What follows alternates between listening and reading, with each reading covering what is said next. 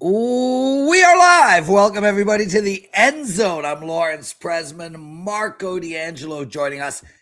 And this is the End Zone Live. We're going to be live streaming till around 4:15 p.m. Eastern.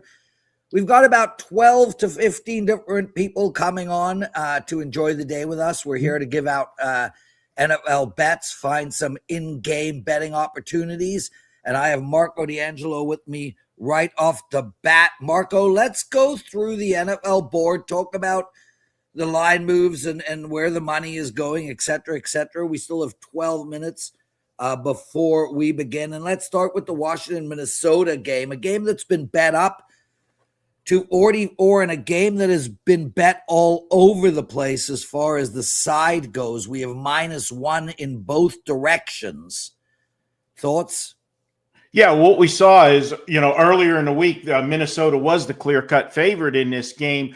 And then the word came out about Daniels that he was going to start this week, and we saw the line shift and the money go to Washington. But what we've seen in the last hour, Prez, is the money is coming back in on Minnesota. Minnesota, we're seeing right now, this game has gone at almost every book to either a pick 'em or Minnesota being a 1-point favorite. So we are definitely seeing sharp money coming in on the Minnesota side. And I agree with that side. I actually gave out Minnesota earlier in the week on Bet On It. And I am on Minnesota today as a client play as well. Yeah, no, and I agree with you as well on the Minnesota side. Miami and the Jets here. The Jets are trying for their coach. This is a team that has found the ability to win a game here or there. And Miami on a little bit of a roll. They're -2.5, but here's a warm weather team heading into the tundra, a total of 41. I hate this game. Yeah, I'm not involved in this one, Prez. We haven't seen much movement on this game because, let's be honest, it's a crap game. Both these teams are out of the playoffs. Miami, as you said, the Jets are trying. Believe it or not, Miami's been trying the last few weeks as well, as they've pulled a few upsets. If you put the gun to my head in this one, Prez, I would lean to Miami. I just think they have more offensive weapons, but I really don't trust either team. Yeah, well, a game that I'm not in play on, Marco, is the Tennessee-Cleveland game, but I would take Tennessee if I had to. Too many points here for two teams that struggle on offense. I know Cleveland's defense is better than Tennessee's, but Tennessee's is better than most people think. Cleveland has a massive O-line issue right now. I just think it's too many points. Yeah, I can't lay points with Cleveland. It's a situation where I have taken Cleveland in some other instances, but that I'm getting points. I don't have a problem taking points with the better defensive team, which clearly Cleveland is, but I just don't know that they can score enough points to cover a 3.5-point spread. I don't trust them. I'm not involved with the clients, but if I had to play the game, I would be leaning towards Tennessee in this one. Yeah, and I think Baltimore is the right play, and I know something's wrong with Baltimore right now, but I think something's more wrong with Steelers, and their fans are the worst. Yeah, they are. They're the real assholes. We're both cheering for our teams today. I got to tell you, Prez, I've been bashing Pittsburgh all year long, and I've made money in spots going against Pittsburgh. This is not one of those today. I actually leaned to Pittsburgh in this game. They were embarrassed last week at home.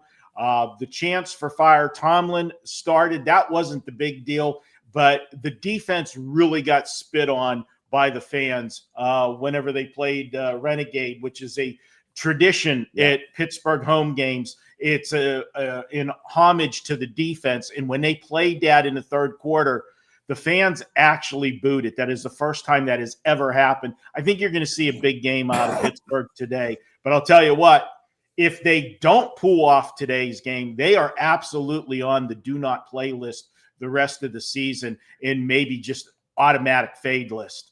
Yeah, they're on the do not play list already for some people, i.e. me. But I understand and I get it. But look, it is time for Tomlin to go. We'll talk about that a little later. And that's not a disrespect to him. No, I agree with it. I agree. It's just time to move on. Seattle has been bet down to 6.5, Marco. It came out at 7.5. Obviously, some money coming in on Atlanta. Total here of 44.5. I mean, I would play the under in this game. What do you think? Yeah, the Seattle defense is for real.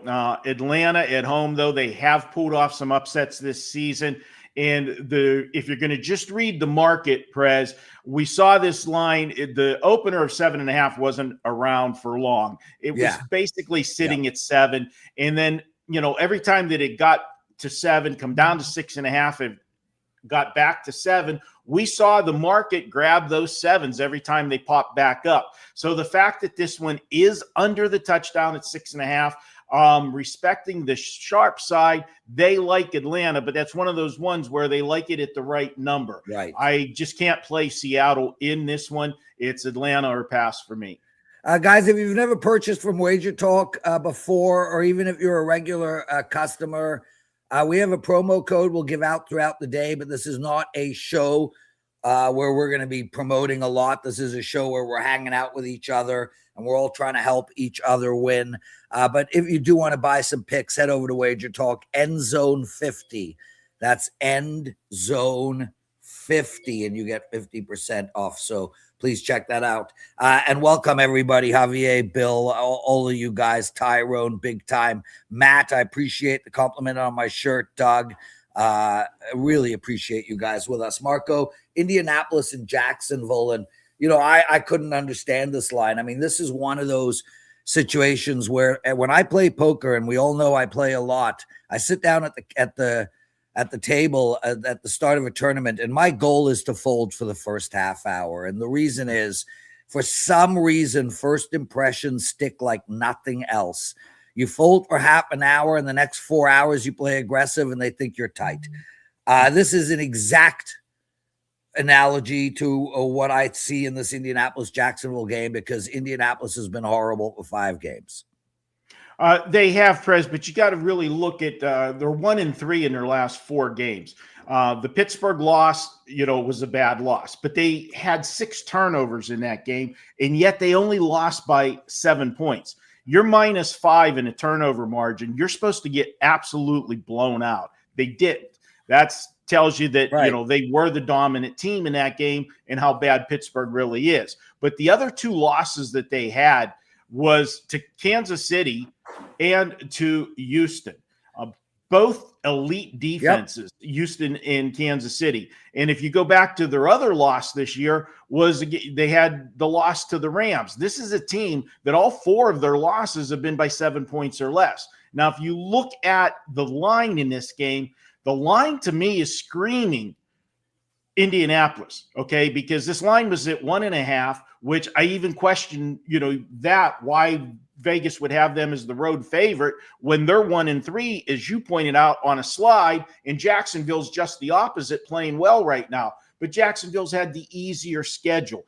And the fact that this is a solid 2.5 across the board right now tells me that the sharp money is on the Indianapolis side. I agree with that.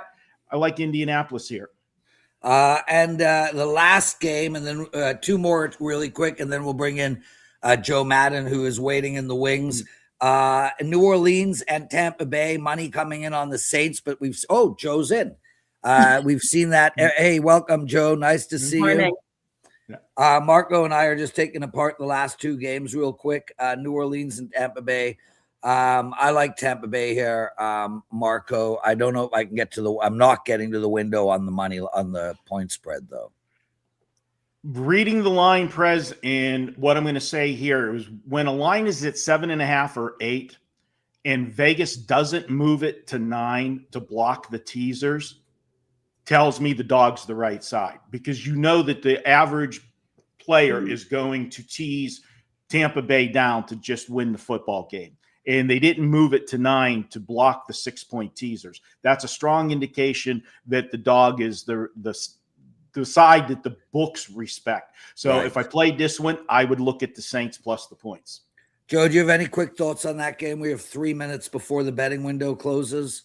I grabbed the Saints plus the points because I looked at Tampa's schedule ahead of them, and they're in these, must-win sort of games. And I think with those opponents on deck, the Saints are the one that, could get that backdoor cover. So I took the Saints plus the points. I didn't sprinkle on the money line. Well, I wanted to, but I'm not crazy.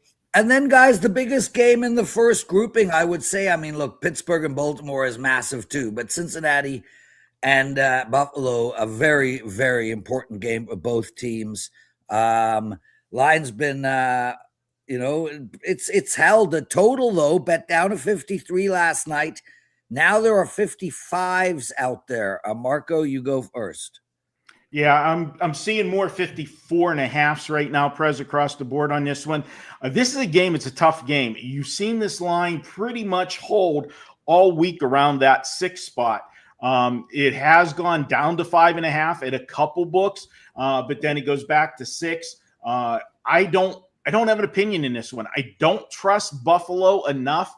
They got one of the offensive linemen back this week, but they still got some issues there. Cincinnati revitalized with Joe Burrow coming back on Thanksgiving night. Can he do it for a second game? The problem with Cincinnati when you bet them is you still got that defense that is not good, and I don't trust it. If I was doing anything in this game, I probably would have Cincinnati, on a money line parlay or something, but I just can't get to the window with the game. I mean, not Cincinnati, Buffalo on the money line parlay. Jesse Schul, welcome to the show. 500 of you guys already watching live. Let your friends know. Jesse, real quick before the window closes, any quick prop bets you can give out? Bucky Irving over 2.5 receptions. That might be it for the early slate. Well, we can get to the late slate later. What about you, Joe? Any prop bets? Yeah, I'm firing up Derrick Henry in this early slate. You talked about that defense there, Marco, and I think the Cincinnati Bengals are going to struggle to contain him, and we haven't seen Derrick Henry have that breakout game. So I took him over his regular number. I was just trying to find it. I can't remember what it was. I think it was 63 or 66.5. I took that to the over, but I laddered it up to 80 plus. Yeah, well, we're about to begin, everybody. So to let you guys know what's going on over in my house, I will have the Buffalo Bills Cincinnati game on the large TV. I will have the Jacksonville Indianapolis Colts on the second large TV. I will have the Tampa Bay Bucks on the phone, and I will have the Indianapolis Colts Tennessee game on the computer. So that's what's going on. Jesse, just looks like you were in the Army all week and got released for the show. Yeah, something like that. Jesus, Jesse. I will say this, though. You're looking a hell of a lot younger than you looked last week. Can you explain? I cut the gray out. That's why my hair is so short there, Prez. At 50 years old, there's a lot of gray in there, and we go every couple of weeks to Wait a minute. Somebody explain this to me. You can cut gray out of your hair? Like only the first half of each strand is gray? Every gray strand in my head, which is a lot, every one is gray all the way to the root. I will give you a comic book reference, Prez. The newspaper boss in the Spider-Man comics. You know what that guy looks like? Yeah. This gray is here, right? Yeah. Yeah, that's what I would look like if I don't cut it off. What's his name? I mean, I know it's played. J.K. Simmons plays it in one of the Spider-Mans, but I can't remember the guy's name. Anyway, I want to welcome everybody in. Titans, nice to see you. Sant Ran, welcome back, brother. Doug, welcome back. Man, already got 600 of you guys watching. Really, Amber, how are you? Really appreciate you guys being here with us. I can't thank you enough for that. So yeah. What else, Jesse? What do you got for your clients? How many plays? Got a 5-pack of plays, 3 NFL props. I got a college basketball total, and I have NHL side. Wow, I'm looking. It is snowing big time in Buffalo. So when it snows like this, Marco, are you looking to grab the under as a baseline, or are you worried that, hey, the DBs are going to slip worse than the wide receivers? No, that's the exact scenario that you get unless you've got wind, okay, there's always an overreaction to weather, because that's the reason. The offensive player knows where he's going and when he's going to make his cut. And that gives you a situation where the defender has to react, and he's the one that could slip and fall when you get an easy score. So overreaction to people when they see snow. Especially with the Buffalo Bills, because I've seen plenty of Buffalo games where the Bills score 40 points in the snow. Yeah, I agree on that. Benjamin, thank you. He's cheering for the Colts. Andrew McGinnis joining us shortly. Teddy Saransky, otherwise known as Teddy Covers, the great Teddy Covers, will be hosting the second half of the show. Nell, welcome to the show. Nice to see you guys. Let us know what you're betting today. Games have begun. We're in full swing. I'm excited. And Sean Higgs won't be running whether there's a touchdown or not. He's in the chat. He's we right love there. Sean Higgs. I don't blame the guy. It's all good. I'd be calling it out too if my TV was that fast. Yeah, well, it's hard, right? It's hard because he doesn't know when our delay is going to come in, etc. 600 of you guys watching, thank you for being here with us. We're going to be making some in-game bets throughout the day. We'll keep you posted as they come in, and we're really, really good at them.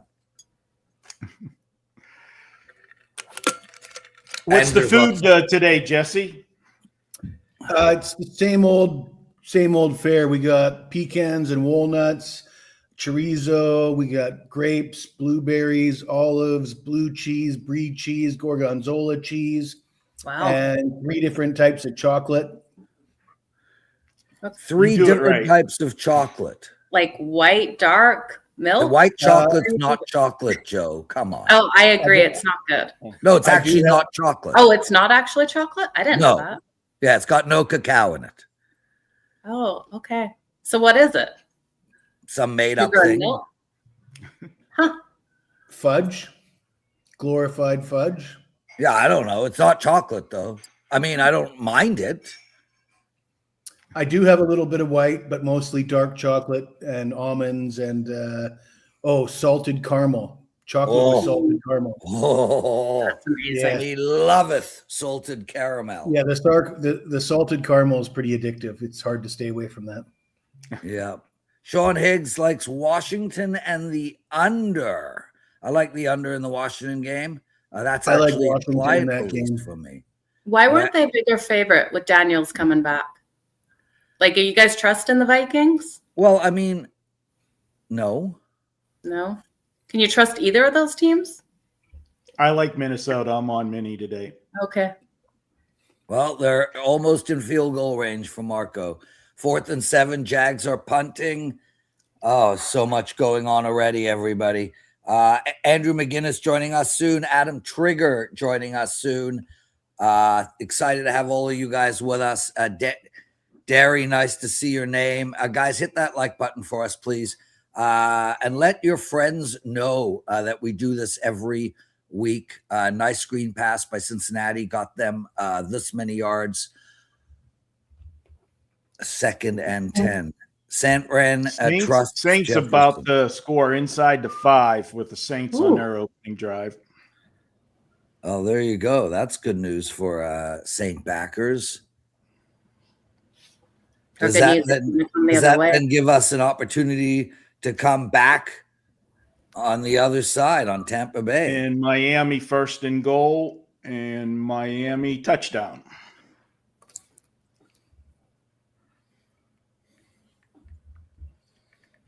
Couple quick scores. Yeah, it is fast. And the Saints are either in or at the half-yard line. Touchdown Saints. So you got two big favorites. You're going to get adjusted line. Well, no, Miami was a favorite. Sorry, you'll get an adjusted line on Tampa Bay. Yeah, Jesse, do you like when you got the underdog take the opening drive and get a touchdown? Do you like to look at a reduced number on the favorite in game on that first drive, or do you want to see their if they answer back? Yeah, I like that as a strategy, but with the Saints, I liked the Saints coming into the game.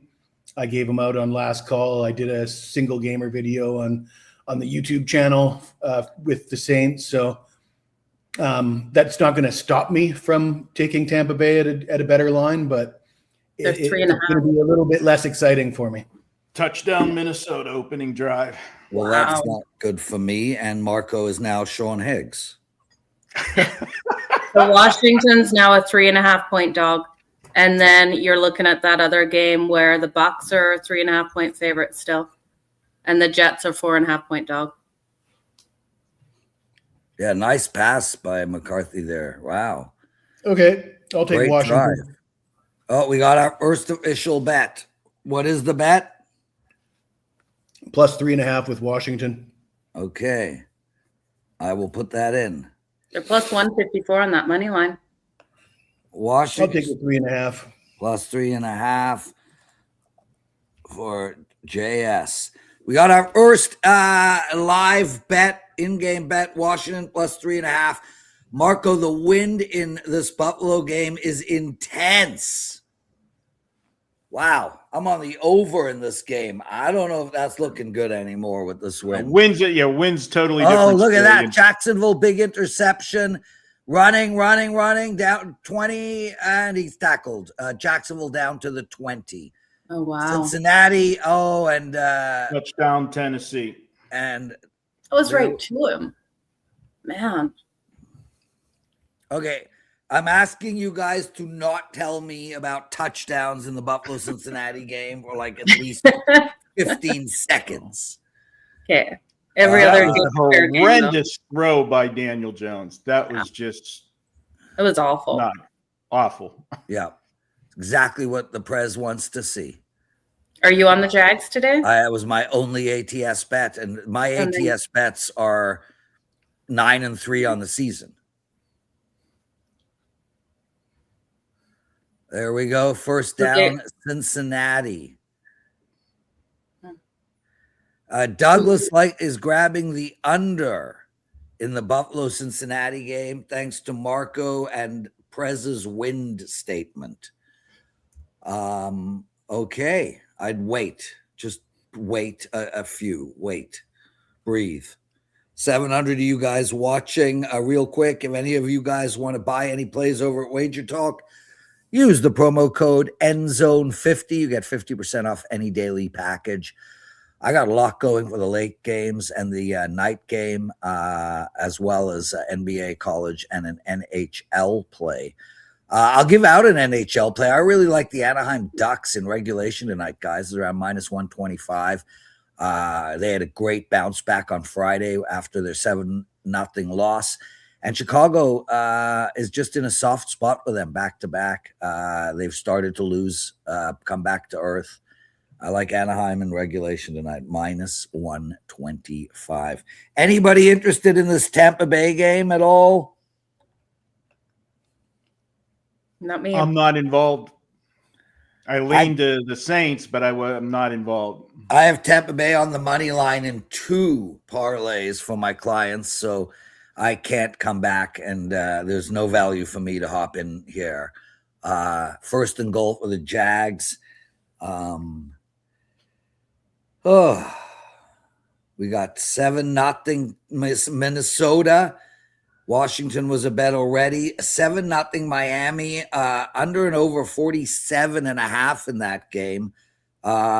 Anyone interested in the under there? I think the under might be an interesting look. Not involved there. Got a big third down in the Cincy game, and they got the first down.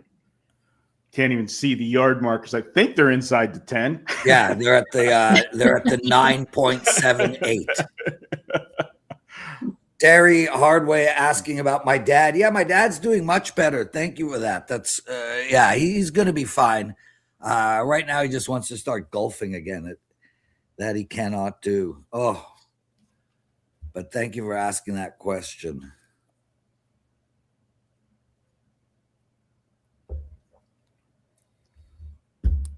Impressive first drive by the Bengals.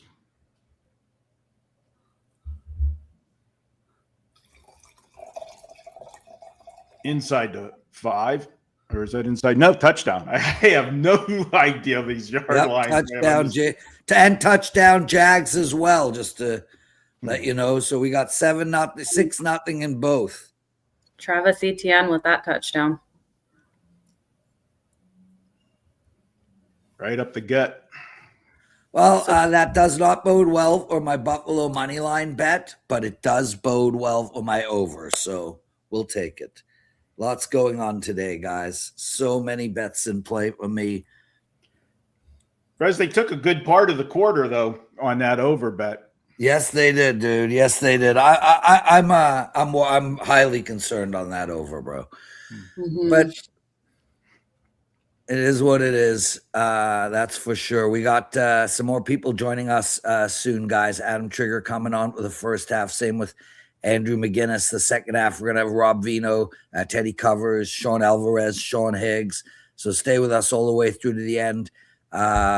We have a question here from Donnell Cunningham. He's asked you, Marco, specifically, should I live bet Indianapolis?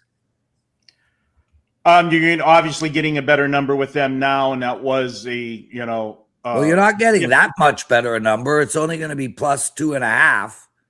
Well, you're going from dog to you're going from favorite to that's not enough value from my perspective. Down 7, that doesn't make sense to me. Now they did stop Jacksonville on the first drive, 3 and out, and then that was a gift in handing. This is going to be a big series for Indianapolis, no question. How Daniel Jones responds to just there's no other way to say it. Absolutely horrible throw. I don't even know what he was looking at. I mean, across the middle, right into the defender. So this is a big drive for them. If you want to get the value, it's now to get it. If you like Indianapolis, yes. So I'm not making an official play of taking them at that price. Me and either. Baltimore is going to have to settle for a field goal attempt. Steelers got to stop on 3rd down for a change. And 3-0 Baltimore. So much going on right now, man. I got so much in play, Marco.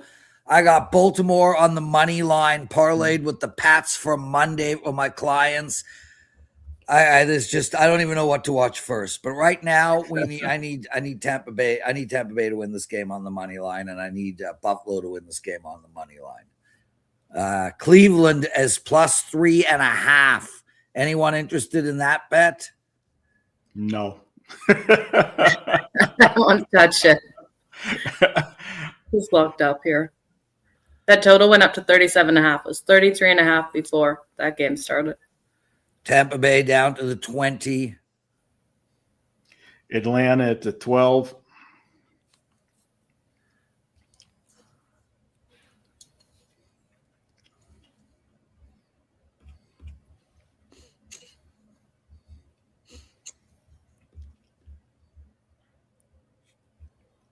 And Washington. Great day for the dogs by the looks of things. So Jesse Gunther writes, what was the official first live bet?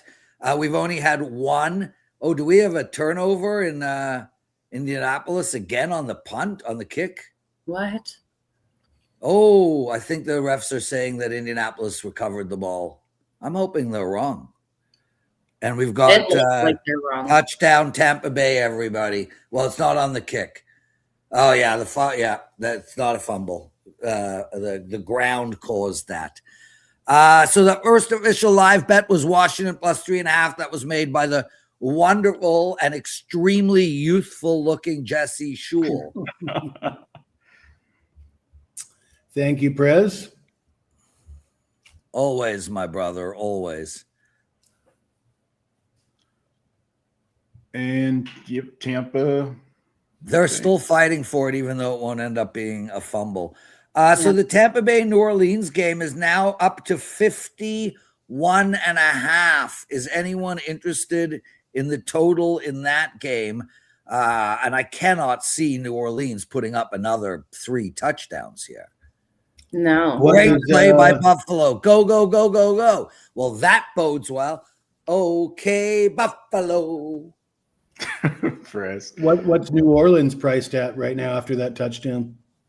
The New Orleans Saints are at plus 7.5 in some areas, but I'm going to give it out at 7. So you're getting a 7 if you make an official bet. No thanks, but And Jesse Gunther writes, Prez, love your content and WagerTalk.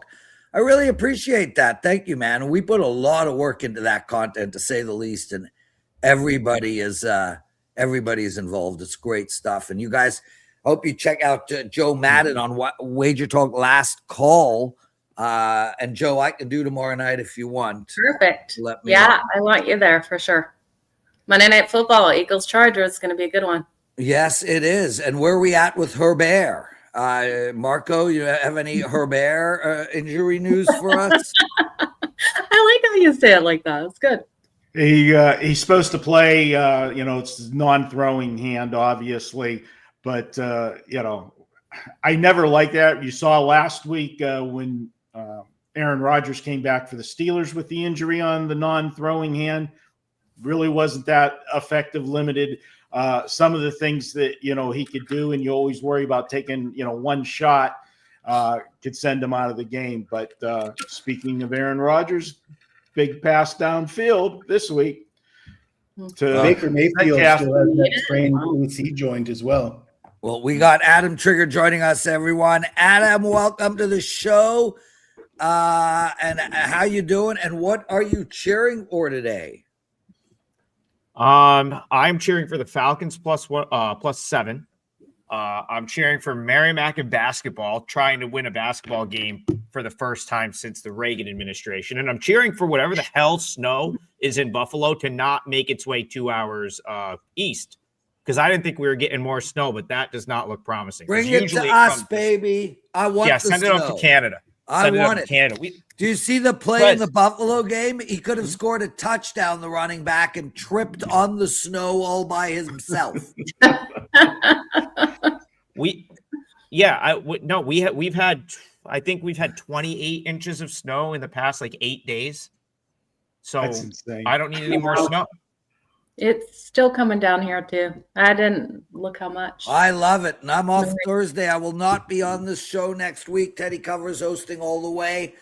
I'm off Thursday for ski trip number 1 of the season. So I'm excited Whistler? about that. Yeah, I'm heading to Whistler. Yeah. Nice. If anybody is in Whistler next weekend, DM me. We'll ski together. You ever go to Are you gonna Mont give us a Tremblant? live video of you skiing? You got a GoPro ready to go? Yeah, we have a GoPro, but I'm not going to stream it live. That's Well, just we crazy. don't want to see Marco, a perfect. look at this. I wanna Look hear at this. perfect. Look at this. Prez, you are good, but I've been riding with Marco for some years from Bet On It. No pun intended. Ride with Marco, man. Are you kidding me? I'm just thankful that you guys are part of the WagerTalk family. Ride with whoever you want. I have this is where I'm at right now. I have a 24-3 lead in a college basketball game with a team I laid 2.5 with. And I have more confidence that the Falcons will cover than I do that I'll hit that game. Because that's how fucking crazy college basketball has been for me in a bad way so far this year. Josh Allen sacked, horrible run. Yes, but college basketball is still early, Adam Trigger, and it's going to turn for you. Touchdown, Miami. Wow. I guess Miami might have been the play. Missed that one. Me too. I didn't think Tua could play in the cold. It's cold there, right? Yeah. Yeah. It's First really down, Indianapolis. They're down to the 10. Buffalo's going to have no choice but to kick here. That's not good for your over. Not at all. But it is what it is, Marco D'Angelo. All I can do is my best, and then what happens, happens. Field goal 7-3. Baltimore Ravens. I love these microphones. This drives me. I don't know if you guys have the Pittsburgh game on, but whenever their version of the tush push absolutely drives me insane. I want to throw something at the TV when they line up. Rodgers is standing 7 yards behind the line of scrimmage, not even involved in the play, watching the play, and they do the tush push. You're putting 11 players against 10. Well, simple math. You're taking a player out of it. Marco, you know what though? At least they try. At least they don't need 1 yard and they're not in shotgun like half these teams do, which is the most ridiculous thing I've watch that CFL, happens Marco? in sports. It's just crazy. If you want to do that, go ahead and take Rodgers off the field. Put another guy, put another guy on the field. Okay? Well, Marco, do you watch CFL? I do not. Because every CFL team has a special unit just for third and shorts, because third down is like fourth down. And they bring in a different quarterback, a short yardage quarterback. Chris Streveler, the guy that was trying out for the Jets, was one that was really good at this. But yeah, every team's got a specific quarterback that comes in for those tush-push situations. And they're very, very good at converting it. And they all try it on, a yard and a half, no problem. They don't mind. Well, isn't the neutral zone larger, though? Guys, Bill Sandoval writes, Miami always starts out fast, then they disappear. We got the New York Jets now at plus 13. Anyone interested in that bet? Touchdown, Aaron Rodgers. Well, I was going to say, stop the presses, Aaron Rodgers on a rushing touchdown. You don't see many of those. Andrew McGinnis, welcome to the show. And what are you cheering for today? I have multiple player props. I'll say the most important one for the early slate is Tyler Warren from the Colts. So hoping he gets the job done. I've got James Cook to have a huge day for the Bills. Last week on the show, I called by the Colts right now. So okay. Hey Jennifer, welcome to the show. Darnell, this is my first time on this live show. I'll definitely be back next week. Teddy doesn't match up to you, Prez. Yeah, listen, nobody does. You judge people against me, you're going to have issues. He loves that one, eh, Marco? Oh, Lord. Let's just say you two have very different personalities. Big run on Seattle down to the 30. What's the consensus here on the show? Did Washington not get that touchdown? No, they did not. They have turned the ball over, and that is excellent for my under. Jeez. Is anybody head-to-head on the show today, or we're all just what's the consensus? Any same picks, or we're all different stuff? Yeah, we're all over the map, bro. All over the map. Randy writes, Prez has low self-esteem. Yeah, as low as you can go, bro. I'm like underneath. I'm like Barry, minus 6 degrees under the ground. That's how low it is. McKinnis, isn't the neutral zone bigger in CFL? Isn't that why the 1 yard is like automatic pretty much? Yeah, but they're changing that going into next year, so it kind of sucks. But yeah, both teams have their own 50-yard line. And then it's 55-yard line, and then even the neutral zone, like it's just different. Yeah, the QB sneak and like the field positioning.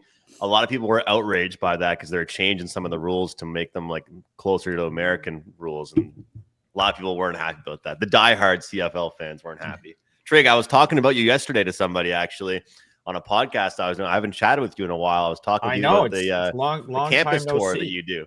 So I met a guy that's been to all, I think, 62 junior hockey arenas in Canada. And I was telling him about you with your college campus tour. Like, that's pretty, I mean, you've got like 300 deal with, but this guy did like 62 or something like that. That's still pretty cool.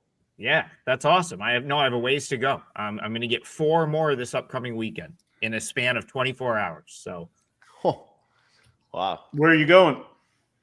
I'm going to go to the Baltimore area. I'm going to do UMBC on Friday night, and then I'm going to go to George Mason, Morgan State, and then I'll be at Michigan, Maryland at night, all just right in order. It works. Nice. It works out. All those schools are like an hour apart, maybe.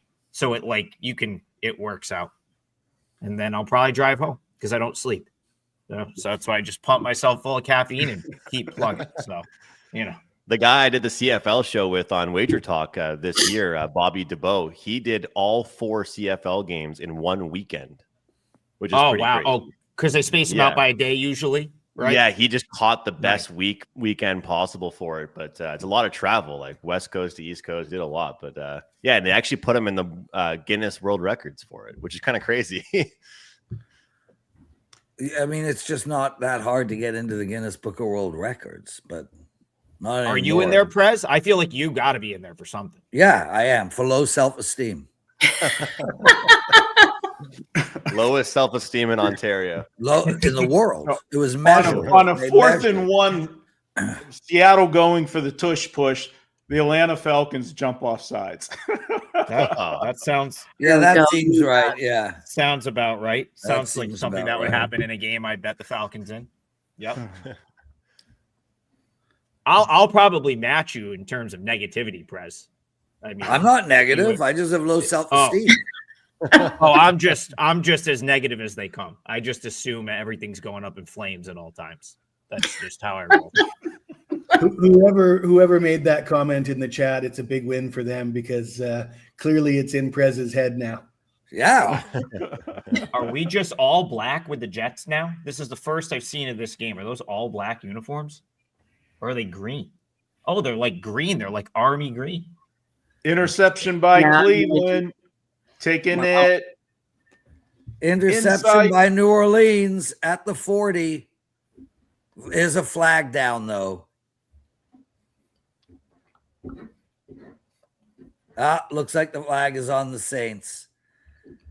Oh, J.J. McCarthy running with the first down. Go! Yes! Come on, mark him the first down. I'm on the under. I need this. Oh, so that, yeah. Randy says his girl says Prez's nickname is E.F. Hutton. Randy, shout out to your girl. Glad she knows who I am and has given me a nickname. Lots of love. Thank you for that. I think it's more impressive that she knows who E.F. Hutton is. Well, I don't know who E.F. Hutton is. Neither do I. Who is he, Jesse? I don't know, but Joe D'Amico used to use that reference a lot. I'm assuming he's a media personality from the 50s or something. Financial advisor. I never thought that, if your name was like Elliot, Frank. I never put that to an EF, Like I would never come, like who goes by EF? They don't even low nice. It's not like TJ or something. EF? What the hell is EF? Edward Francis. Edward. Oh, look, somebody has been on the Google. How's the Google? On the Google, yeah. He was a brokerage. He had a brokerage firm in 1904. There you go. Almost 1,000 of you guys watching. Really appreciate you guys being with us today. Let us know what you're cheering for. Let us know what bets you are making. We have one in-game bet as of now. 14-0 Miami. I'm interested in the under. I can't get there. I have not made a bet. We got a 3rd and 11 with Cincinnati at Buffalo's 43-yard line. Welcome to the show, Brooke. Nice to see your name. Hey, Roberts, you as well. Nice to see your name. There, Cincinnati with a catch. Oh, my Buffalo bet not looking so good. Mine either. I like the points. Well, I don't think my James Cook bet looks good if they're down. So I need them to be ahead. Well, relax. They're not. The game just started here. They're still running the ball. It's what Trig was saying about like being negative. Like I'm having a really, really good prop year, but like until like my prop hits, I'm like, I don't know if it's gonna get there. Or, like I need 20 more yards. Is this possible? Like I'm not that guy that in the first half at the intermission, I'm like, this is a lock. This is the best play ever. Like I feel like I'm always nervous till it hits. You know who is that guy? Is Tokyo Brandon, but he runs hot. Like he just runs good. So it's like he's like, yeah, I'm good. 2nd and 3rd, no out. I have a 1-run lead. I'll get out of it. No problem. He's confident. And he does somehow. Yeah. Well, I mean, Tokyo Brandon is really good at what he does. And Yeah, but I'm pressing saying is he not what runs does. hot as hell. That's what I'm saying. He like literally is like, I've been messaging with him before, and he's like, "No, we're good." I'm like, the tying run is at second with no outs. He's like, "Well, it'll be fine." And it is. Well, and we he's all like, know those usually- people that are usually more right. fun to watch games with. Like Yeah. we all have those friends that are more fun to watch and sweat out bets. Like some people are positive, some people are just negative the whole time. I think we got a touchdown in the Cincinnati game. That bodes well for my over, though, Marco. Nope. No, it was. Let's see his feet. I don't know. Let's see. Well, I mean, given that everything is white, good luck with that one. Yeah. They I just- cannot overturn Yep. that, Marco. He landed No. in white. Okay. No. That's a touchdown. That's a touchdown. Jacksonville driving the ball down to Indianapolis is 30. What else? I'd like to get some bets in, boys. Yeah, I was just looking at Seattle's team total. It's dropped to 23.5. It's only dropped 4 points though, right? Like it was 26 or 27.5. We No, got no. 14-3 in the Bengals game. I just have too much money riding on Buffalo on the money line to come back at it. And it's still too low. Buffalo, I mean, come on, guys. Cincinnati is now -1.5, up by 11. Someone's got to be interested in that. No, That's I'm a not. no. I would. Be I- interested. I like the Bills. I think we the don't. Bill- we right need, now, it's I think either the an Bills official are bet good or in game. it's not. Well, I'm gonna which put one- in. I'm gonna put in the over with the Washington Commanders and Minnesota Vikings. It's 40.5. Touchdown, 40.5. Jacksonville. Okay. So we got the over in the Washington game. Yeah, What I'm is the pulling- total? it's 40.5. Prez. That's good for my. I'm on the under in that game. Joe Madden has an official bet on the over. We got Randy in our chat room with the EF reference, likes the Titans +6.5. Right now, that's obviously on the game. Right now, you can get the Titans at +1. Is anyone interested in that bet? No, but I want to. I'll add Bills at whatever the number is right now. This is a Bill, perfect so spot. you are going Perfect with the time to bet the Bills. I hope you pull this off. I'm going to give you +2.5, Adam Trigger. Perfect. Bills, Yeah, plus 2.5. Bills money line. They'll. We had last time I was on the show. We had a similar situation where I think I was on the Jets. They were down huge. They came back and won. That's what's going to happen here. I'm trying 1,000 out of my you guys watching with us. my Thank you. positivity. That's me being positive, Press. Practicing the positivity. Good job, Adam. Yeah, way to go. There we go. 1,000 of you guys watching, really appreciate that. If you guys want to buy something over at WagerTalk today, use the promo code ENDZONE50. You get 50% off. I got 3 games still to go. I got 2 totals in the next grouping. I got a play on the KC Houston game, and I've got Touchdown Miami. touchdown Miami. So there we go. Wow, 21-0. This Miami team. They're going to feel so good about themselves while they watch the playoffs. This team has been so weird. Yeah, it's like exactly Prez. Good point. Like they just got good when it didn't matter anymore. Is that what happened? Oh, New Wow. Orleans Saints Fourth just did I something know. big. What Yeah, just it was happened the in the fourth- Saints game? Fourth big and throw? 1. 4th and 1, and they pitched it out in a 5-yard loss. on Twats. 4th and 1. Oh, Twats. Come on, Tampa Bay. I can't Can you believe still get I've, the 7.5 on the Saints?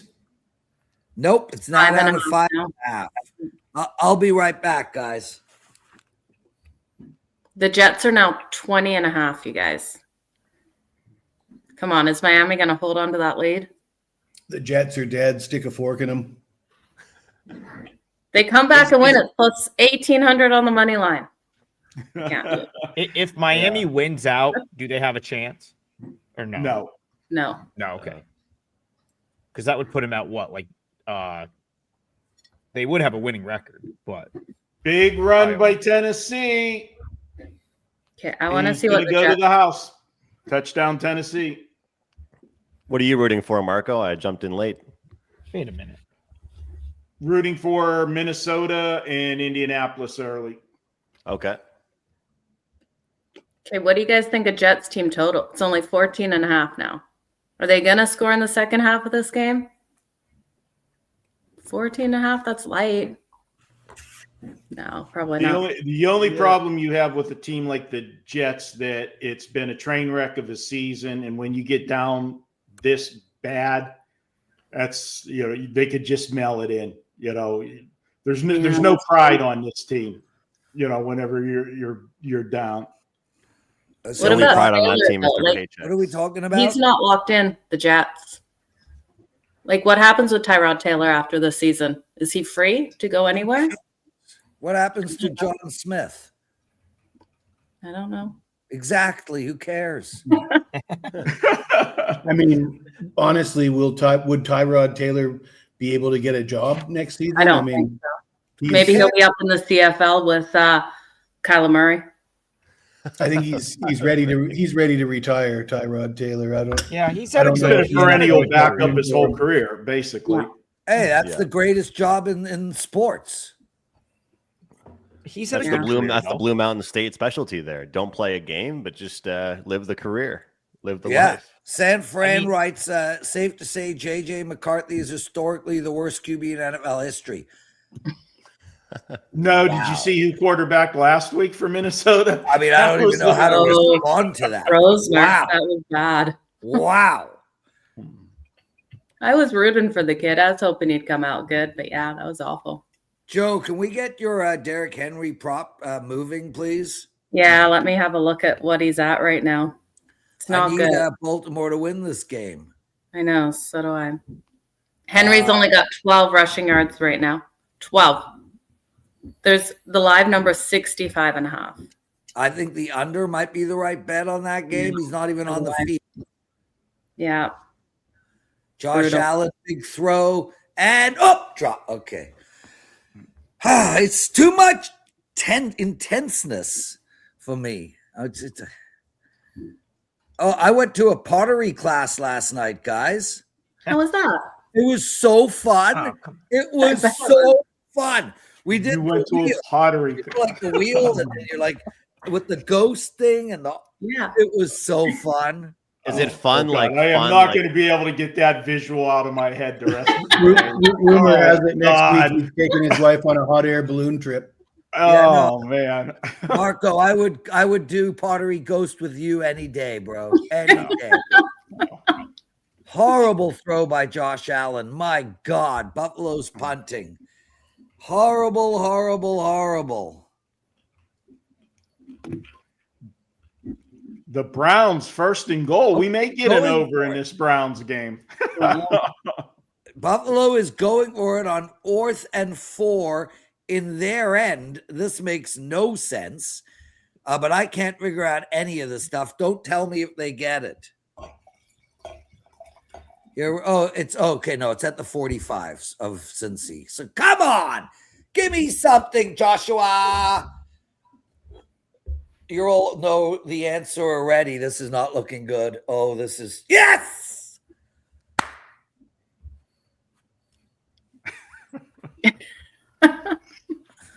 I'm definitely an emotional sports bettor, to say the least. I miss those reactions because I only bet props pretty much now in the NFL. So it's only really one big celebration a game. Like I don't get to have those like 25 times a game like that. Maybe if my guy gets a big catch or something, but it's just different when you're cheering.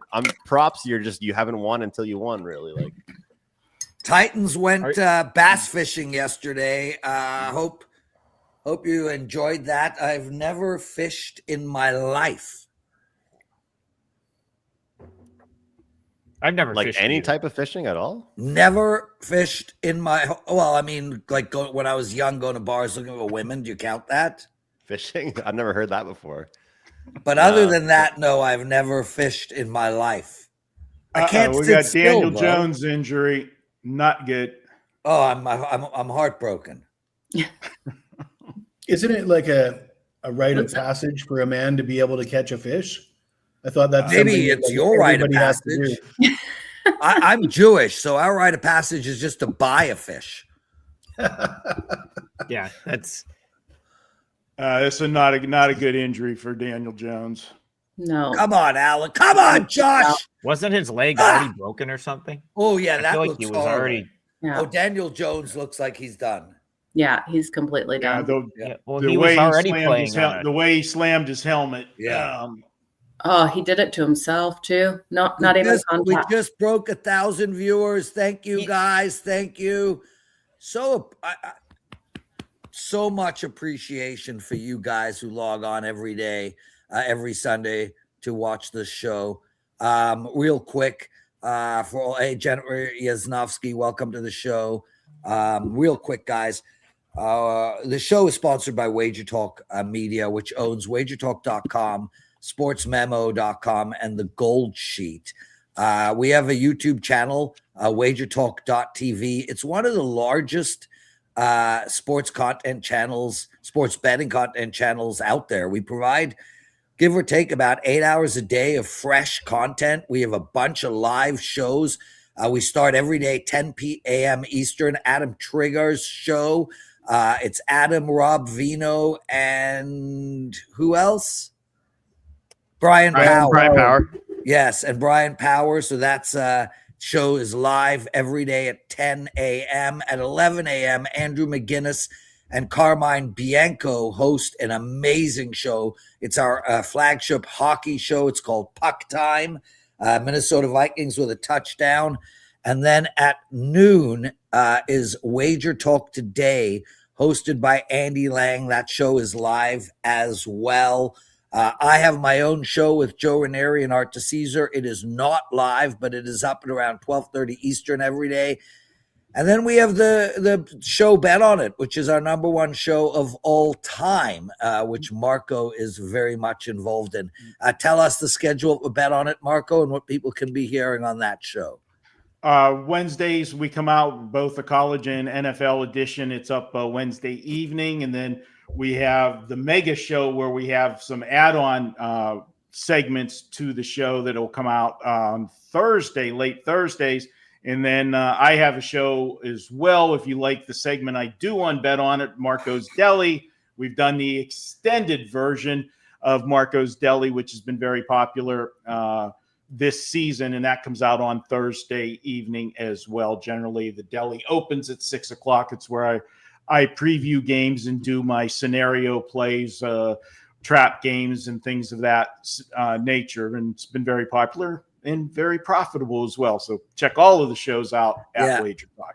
Yeah, 4th and 4 for Buffalo. And guys, we also have a lot of single shows, single game videos as well. So check that out. Please, anyone jumping on the Ravens, EW wants to know. I've just got too much in play on them on the money line, so I really don't see myself coming back. Touchdown Buffalo. Yeah, what a play! What a play by Joshua! Joshua!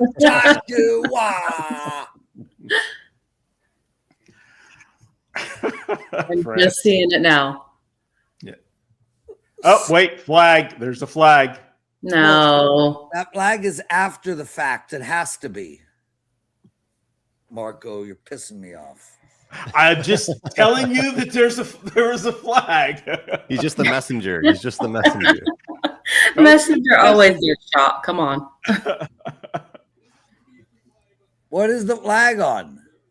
I'm watching on End Zone, so they cut away to watch the Jets punt return for whatever reason. Here we go. Roughing the passer. That's why we're watching it. Big punt return for the Jets. Into the end zone. Indianapolis punting themselves on a 4th and 23. Jets touchdown.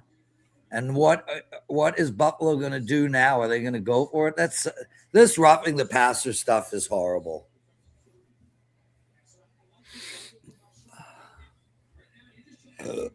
Yeah, Andrew, speaking of Monteblanc,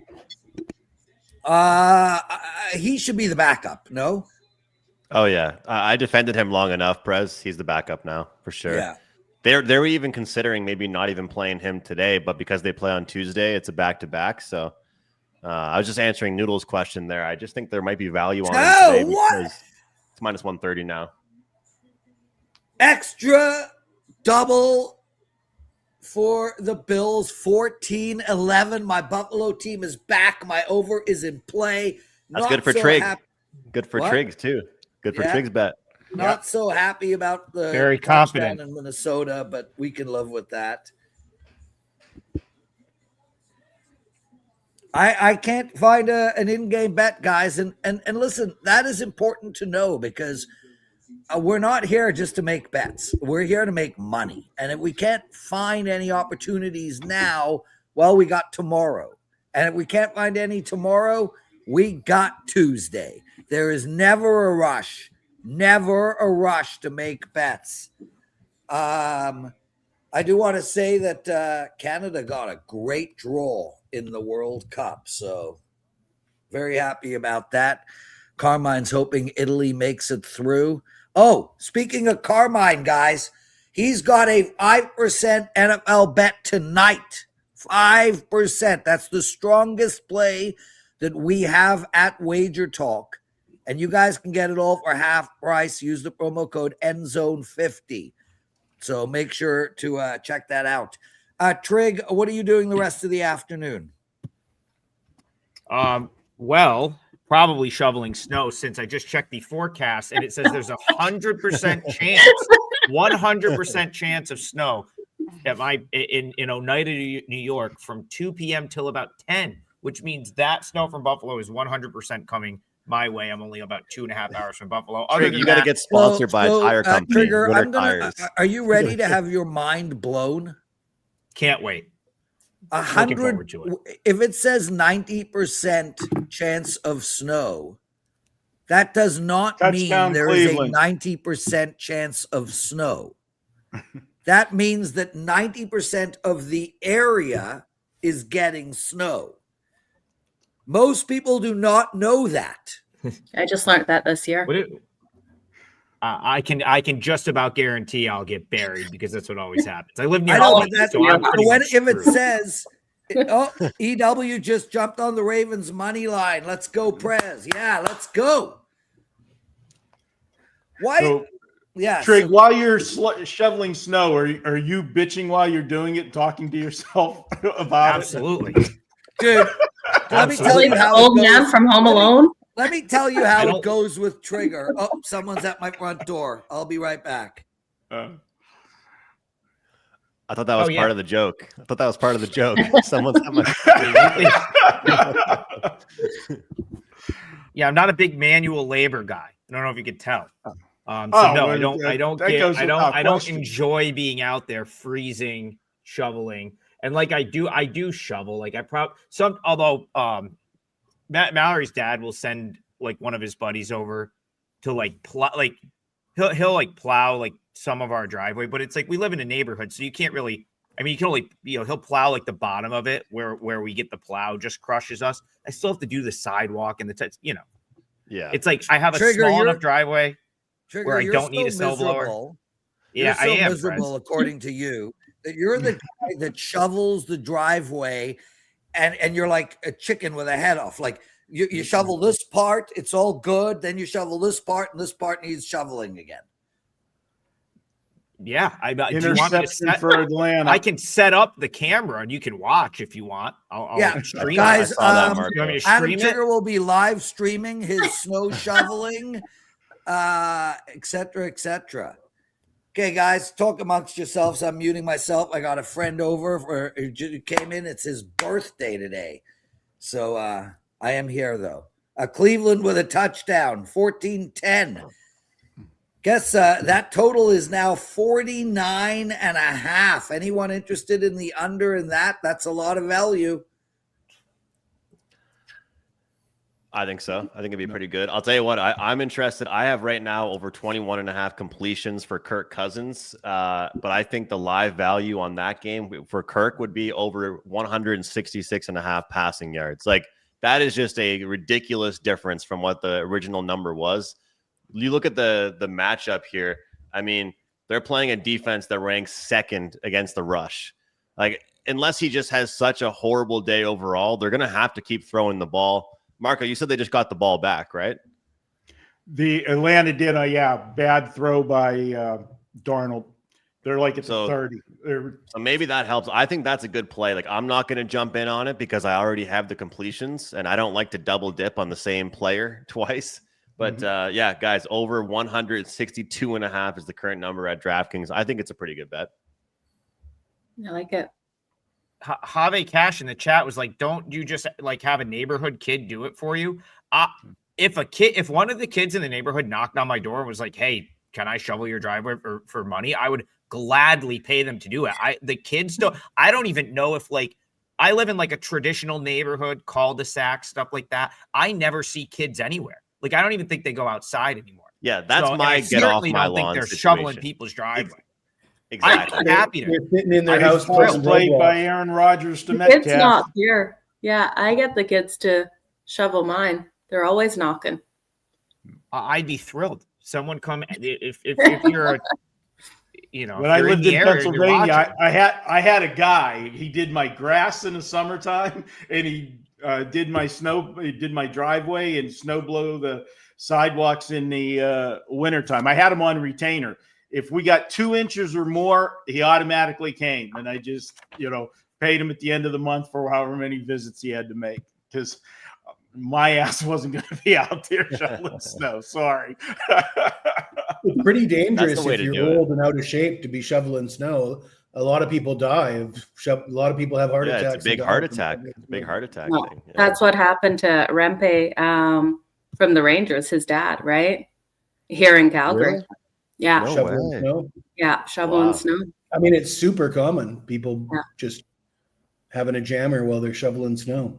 Mhm. Well, Trig, like we're one of the younger ones at WagerTalk, and I know I'm leading the way with the younger one, but that's my first get off my lawn type of thing. The older I get, like kids these days, they're not out playing outside enough, but they're also not doing stuff like that. You guys know, Yeah. I used to go door to door. I used to offer to wash people's car, like to rake their leaves, to do this and that. Kids aren't doing any of that anymore. And like, they won't even work regular jobs because like, oh, I'm not getting paid enough. Like, so Trig, I feel for you. I feel for you. Yeah. I think that's smart. Marco, you're a smart man from what you were doing, though. Getting them on retainer, that's the way you do it. My stepdad, he runs a landscaping and snow removal business. So, in the summer, he's, landscaping and stuff. But in the winter, it's just snow removal. He prefers that because it's more guaranteed, right? Like, he gets these contracts, and no matter how much it snows, he already knows what he's getting. Like, it's up to a certain point, then they have to pay him more, but they're just on contract. I think we just got a Jacksonville turnover, guys. Oh, wow. Yeah, that looks good. That looks good for us. Bankroll Atlanta on kicking tilt. a field goal blocked. Might want to look at the under in this. Which game, Seattle game. Marco? Atlanta, Seattle field goal blocked. Yeah, 3-3. The under right now is 35.5. I'm going to make that my first official bet, Marco D. Look at the Prez. quarterbacks in that game. They've both gone 4 of 9. Sam Darnold's passed 30 yards. Cousins 31. It's gross. Yeah, Prez, Kirk Cousins over 163 will be my first contribution. Can you just hold on to that? Because I need to get my bets in, please. Does Zane Gonzalez just have unlimited chances at being an NFL kicker? I saw he was the person that got it blocked. I feel like he's been on a different team he's always the guy, like, it seems like there's no kickers left, and someone's like, call Zane Gonzalez. He's still around. Okay, my I'm bet looking is now. He's been on officially 7 in. teams. So I'm on the under 35.5 as an official bet in the Seattle game. And then, Andrew, I'm going to write yours down now. So give me a second. Seattle under 35.5. Prez, Andrew, what do you got? Kirk Cousins over 163.5 yards, passing yards. 63.5. Touchdown, Jacksonville. I'm interested Excellent. in the Saints if somebody can get me a good line. A good line for the Saints. The Saints come marching through. Was that a good line? Plus I don't 7 even and think a I got half. it right. Plus 340 on the money line. Oh, it just locked Hoping up. for better. The Saints It are plus 9.5, Jesse. Okay, give me the 9.5 then. Okay, Okay, Jesse, all right. Let me There we double go. check that line. 8, 9.5. Shug just got picked off. I figured they would have to adjust that. Yeah, I have his I think the passing Saints have been yards. playing well. I Guys, have his we have- passing yards, Jesse. we have That's gonna be 6. tough. Let me just summarize quickly. We have 6 live bets in play. We have Washington plus 3.5. We have Washington over 40.5. We have Bills at plus 2.5. Seattle under 35.5. Kirk Cousins over 163.5. Saints plus 9.5. And Marco has to go soon minus 300. Yeah, it's going to happen right now. Tip for Pittsburgh in big third down play, but a trend with the Steelers all season long is they get outplayed in the second half because Tomlin doesn't make any adjustments in game. Okay. So Yeah, well, he's never been a good in-game coach. So you might want to look at some plays with Baltimore second half. Well, I'm And hoping you that- are right. And on that, I am going to leave you guys because I'm getting some texts from Johnny. I got to check something out. And good luck with your plays, guys. Marco Good to see you, Marco. D'Angelo, thank you for Marco. joining us, my brother. Lots of love. Marco All right, guys. D'Angelo, Good luck. everyone. See you. Pittsburgh with a field goal. That's 10-3. I want to play Baltimore here, guys. Do I come back in on this Baltimore?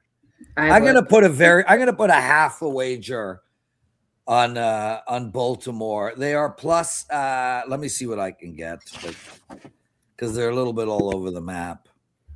Prez are going to win that by a field goal at least, right? I can't see. I'm playing a small wager on Baltimore. You I'm lay gonna- 2.5 with I'm them. gonna- They're plus 132. I'm going to take the. I'm going to take the money line. So that's going to be my official bet.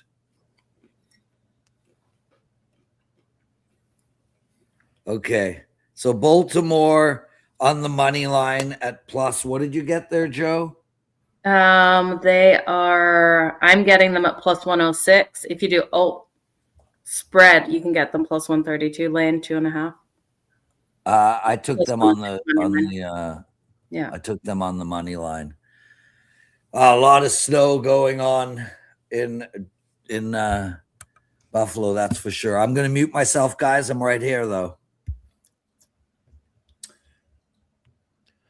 Trying to figure out which game to watch when which one I want to get put on here.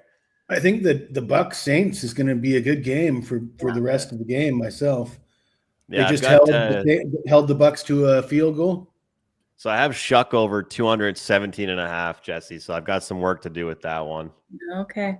That It's a one's nice not going to be bet. easy. And then I have the other, like I said, I have Kirk Cousins over 21.5 completions. I recommended the live bet on his Looks like passing yards Cincinnati's over. going to get a touchdown.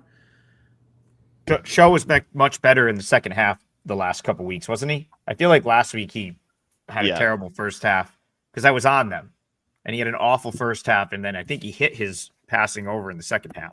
So So we have 3 different pronunciations. I say shug, you say show. What did you say, Andrew? I think Andrew pronounced it correctly. I'm going to be completely honest with you. I looked it up before the show in case I was asked what I was on. And it's like you're shucking for oysters. It's SHUCK, which doesn't make any sense because it looks like it's either shuff or show, but it's shuck apparently. So, I thought it was shug with a G, but if you looked it up, I'll take your word for it. I just say Yeah. Tyler. I like that. Easier. I'll tell you, Yes, I used to do play-by-play commentary for basketball, and I had a player actually after the game DM me on Twitter, on like my commentary Twitter, and like was just completely reaming me out for saying his name wrong. And he goes, "Next time, just call me number 6 or call me by my first name." And like I was like, "Dude, I'm so sorry." Like, and like usually I was pretty good at it, but like this guy ripped me. Like he was like really pissed. I'm just like, all right, man, next time I'll just call you number 6. Well, Andrew, you would know this about hockey, but in the 90s, when all the Russians came over, all their names were mispronounced. Oh yeah, big time. Krutov, Larionov, Makarov, Fedorov. That none of those were all incorrect pronunciations. They just butchered all the Russians' names, and it seems to be a real common thing in hockey of mispronouncing people's names. And what about Zach Parise? Didn't he change his name like after a decade in the NHL? He comes out and says, "Actually, you guys have been saying my name wrong the whole time." It's Parisi. Yeah, they changed their name halfway. Well, didn't an NFL player do that this year? I think an NFL player. Everybody calls Justin Herbert, and it's clearly Herbert. Yeah, he's clearly French. Clearly. Looks like a French guy for sure. I got a poker game with my buddies later today. Nice. We have all the TVs set up. We do this every third Sunday. We got about 35 guys. It's a lot of fun. Nice. Oh, wow. Prez, does anybody ever get distracted and it pisses you off because they're watching the games too much? Yeah, me. I'm the only one. That would one be me. I was going to say that would be me. And yeah, you just my friends and I used to do a poker night, but we would do it during big UFC events, and we had to stop doing that because it would be their turn, like on the table, and then they'd be just watching the fight. Yeah, no, I'm the only guy that cares. Like I actually I got the TV in front of me, I got my iPad in front of me. Like I'm barely functioning at the poker table. But it is just a lot of fun. It's just, it's just a group of guys. Okay, boys. We're winding down some of these games going into first half. We got Teddy Covers joining us. Joe, thanks for being here so long. What happened to the Eggs Benny? Well, I have to go to the teddy bear toss today. I'm trying to plug in my laptop. The Hitman one. Yeah, I don't know what you're talking about, but that's Bret Hart. Theo Fleury's team. Is Fleury still the part owner of that team? Yeah, I think he still is. So take a video, Joe. Put it on Twitter. I always love seeing those. Are you bringing one? It should be fun. So my brother's in from Australia with his kids. Interception, Pittsburgh last night. Great. And they got pictures with Lonnie McDonald. They had so much fun. So, but teddy bear toss today. So I we can't got a touchdown Cincinnati, interception Pittsburgh. Have a good time, Joe. That's awesome. Thank you. Yeah, Joe, that sounds fun. Enjoy. Will be fun. This Pittsburgh defense is the 5th worst unit in the league, and they're playing lights out right now. Something is so wrong in Baltimore. It's ridiculous. Yeah. I was at a game for that, Joe, and the home team didn't score. The home team didn't get a goal. Calling for Tomlin to get fired. That would have been awful. There was a lot of reason for the Pittsburgh Steelers to get fired up this week. Yeah. And that's for – so wait, we're not talking about Bret Hart. That was just – No, there's a team called the Hitmen. Yeah, the Hitmen. Yeah, so but Bret Hart is from Calgary. Yeah. But the name is named after Bret Hart, though. That's why they're called the Hitmen. Yes. Got it. Yeah. There's 20 of us all going. So it's going to be a lot of fun. There's still 9 minutes left in the first half in this Baltimore game. And Joe, there's some of these other games are going to halftime. I really don't know, to be honest with you, who else is involved in the Hitman. I think it was Theo Fleury and one more really super famous, like Don Cherry or something crazy like that. It's pretty cool, actually. For people that don't know what Joe was talking about there, it's for charity around the holiday season. Mm-hmm. So when the home team scores their first goal, everybody brings a stuffed teddy bear to the game, and they all throw it on the ice, and it all gets donated to families around the holiday season. So it's pretty great. Cool. Nothing like donating used, thrown, cold, broken teddy bears. Couldn't they just give them directly to the families before they whip them at somebody? So you put them in like a plastic bag. So they're like not used. You don't have used. Getting around. It's a lot of fun. It really is. Couldn't they just bring them to the families? Yeah. I like this from the best there is, the best there ever was, the best there ever will be. Yep. I think we should get Prez a t-shirt that says "Let them eat cake." Well, I read Bret the Hitman Hart's biography, believe it or not.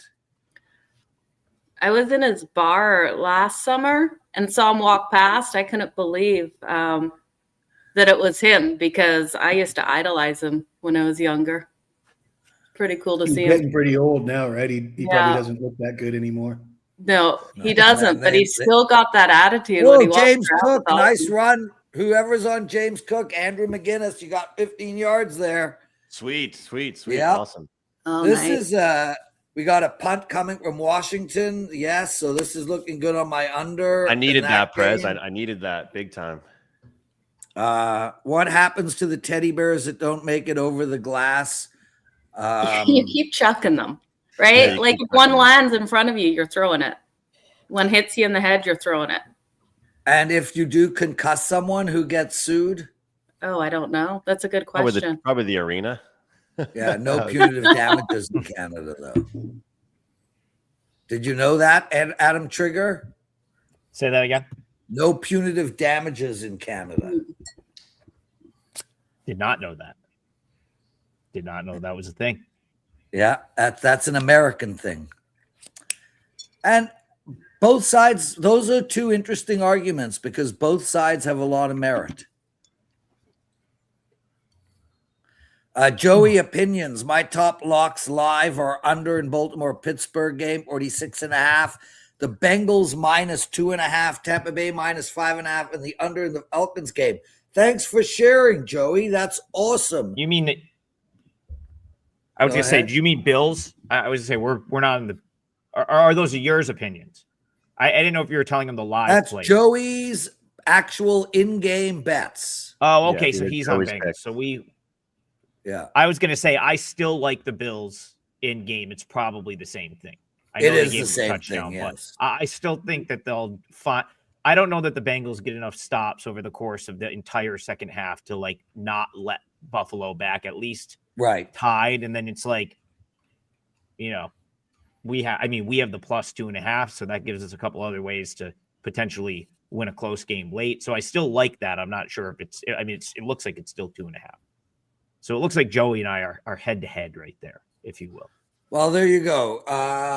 Joey can win all the others and lose that one and still be happy, Ad. Okay. We still got 3-3 in the Seattle-Atlanta game. The total now is 30.5. I think you still got to look at the under. I've already locked in at 35.5 under, but I think you got to look at the under there still.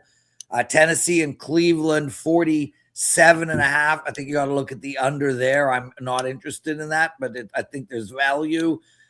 Tampa Bay is -8.5 in game. I don't know if there's much value there. That's for sure. And 3rd and 2, Pittsburgh just missed. It's now 4th and 2.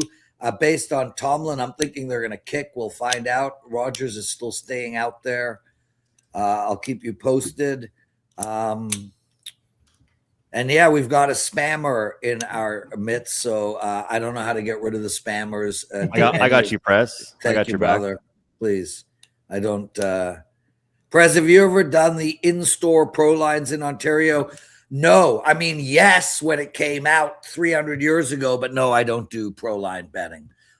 Mostly because I don't do spread parlays ever.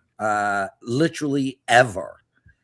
Carmine told me a funny story about that, actually, Prez. We got Baltimore's a bunch of morons. Pittsburgh just got the field goal, and I think they might get the first down out of this. Wow. Carmine told me a story about the Ontario pro line there, and he told me this on a show, so I can say this, that they had odds listed for a game that had already finished. So the convenience store owner closed the store down, and him and Carm maxed out their bets. They made like $4 or $5 grand on betting on soccer games that finished. That's incredible. In the 90s, this used to happen all the time with in BC, we have what's called Sports Action, which is, I think it's the same thing as Proline, just under a different name. They used to have like Olympic hockey or international hockey, teams like Kazakhstan. I remember there was one team where they literally didn't have enough sticks. I think it was Belarus. Players were sharing equipment. They didn't even have their own equipment. And you could bet on Canada to beat this team back in the 90s. I mean, it was like -500, but they shouldn't have even been putting up lines, right? And you could do parlay. Let's say you could do a parlay. You could just bet on Belarus to lose their 3 games in the first round and get even money on that. And I was just going to town on it. For my teenage self, I was like 18, 19, betting $500. Touchdown Pittsburgh, everybody. That went from a field goal to a touchdown. Now Baltimore is in trouble. We got a huge play in the Buffalo game, 3rd and 1 in Tampa Bay. One of our listeners wants to know about under 46.5 in the Baltimore-Pittsburgh. You put that in before the touchdown. So I'm not, I have no opinion there. I don't think that's still the current line. 48.5 is the over and under in the Baltimore game. I don't know. I got no thoughts there. 48.5. That's 4 touchdowns. I'd bet over. I don't like the under, especially with Baltimore having no choice but to make a comeback. Yeah. So that's a no for me. All right, guys, I gotta take off. Got some stuff to do. Got some snow to shovel, I'm sure. I'm not even in a room that can see right now to the outside, so it'll be a mystery to me. I'm praying for you. Adam, I don't care. Like, go shovel, and you know what? When you're done, shovel again. Stay warm, Trig. Stay warm out there. I got a 17 and 15-year-old stepsons. Oh, touchdown Falcons? I don't shovel no more. I think we got. Let's go. It's big for me. I'm on Falcons. Falcons +7 is one of my 4 percenters. I got another one in the 4 o'clock window. If anyone, well, you're interested. Up 6-3 now with the Falcons. So not, and you're having an outstanding NFL season, right, Ad? Prez, it is. I cannot hit a basketball play to save my life, but like I can't lose in football. It's crazy. Like I spend every waking minute watching college basketball, going to games, following it. But that's like, we could have the conversation, like, knowing ball and betting is not the same thing, but like, I'm also like constantly beating numbers. So like, that would be the important thing, is that I'm getting in at the right number. Can't win a basketball play. Football, I'm just like, it's like, I've got like 6 in a row in college. I'm up like 30 units in NFL. So someone make that make sense to me. I don't know.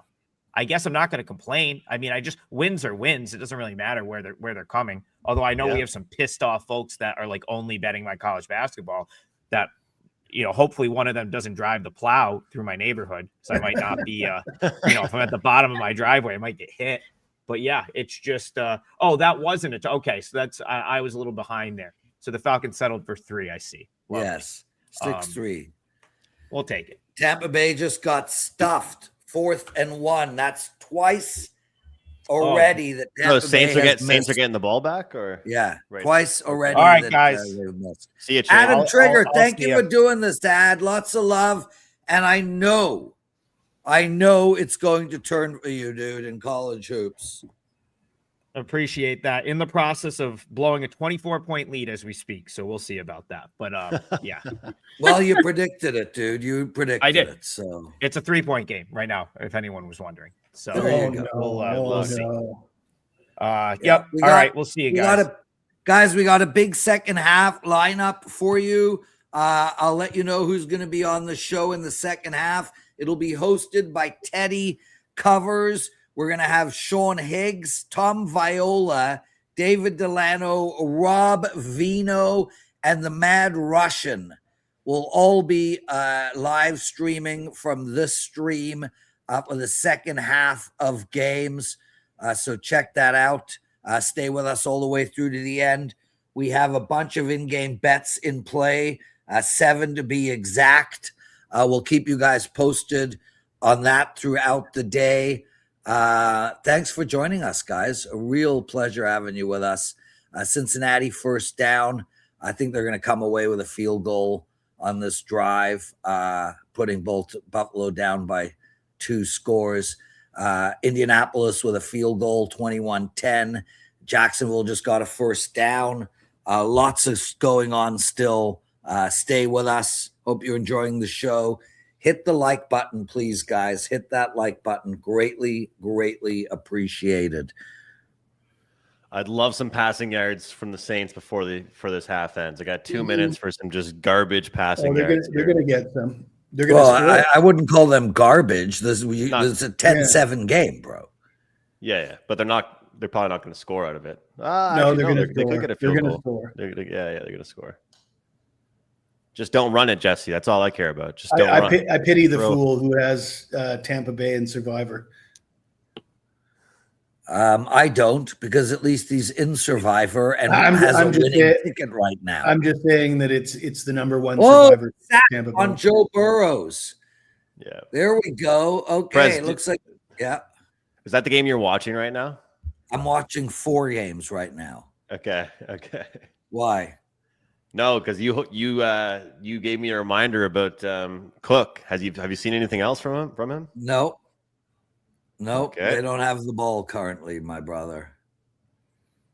48 yards. Okay. So what? Where are they right now? Second. Okay. So I'm halfway there. I need him to get 100, and he's first down. Jacksonville at the 45 of Indianapolis. We got one game already at halftime. That's the Washington-Minnesota game. I'm on the under in that game. The halftime line is Washington -3.5, and a total that you can get 20.5 or 21.5.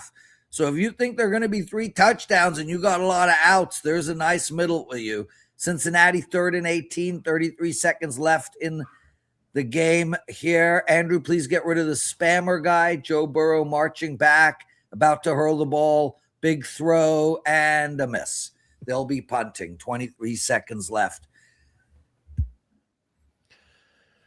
Prez, I want to mention 2 things. One thing I wanted to mention was that my show with Andy Lang tomorrow, Props and Parlays. We go over just one game every single Monday Night Football. You guys can catch that. It gets posted around lunchtime, so it's a great show there. We go over receiving props, passing props, rushing props, touchdowns, and we do a same-game parlay. Also want to mention that promo code is so great. Endzone50 for 50% off any daily package. I do have a best bet for Sunday Night Football, Texans and Chiefs.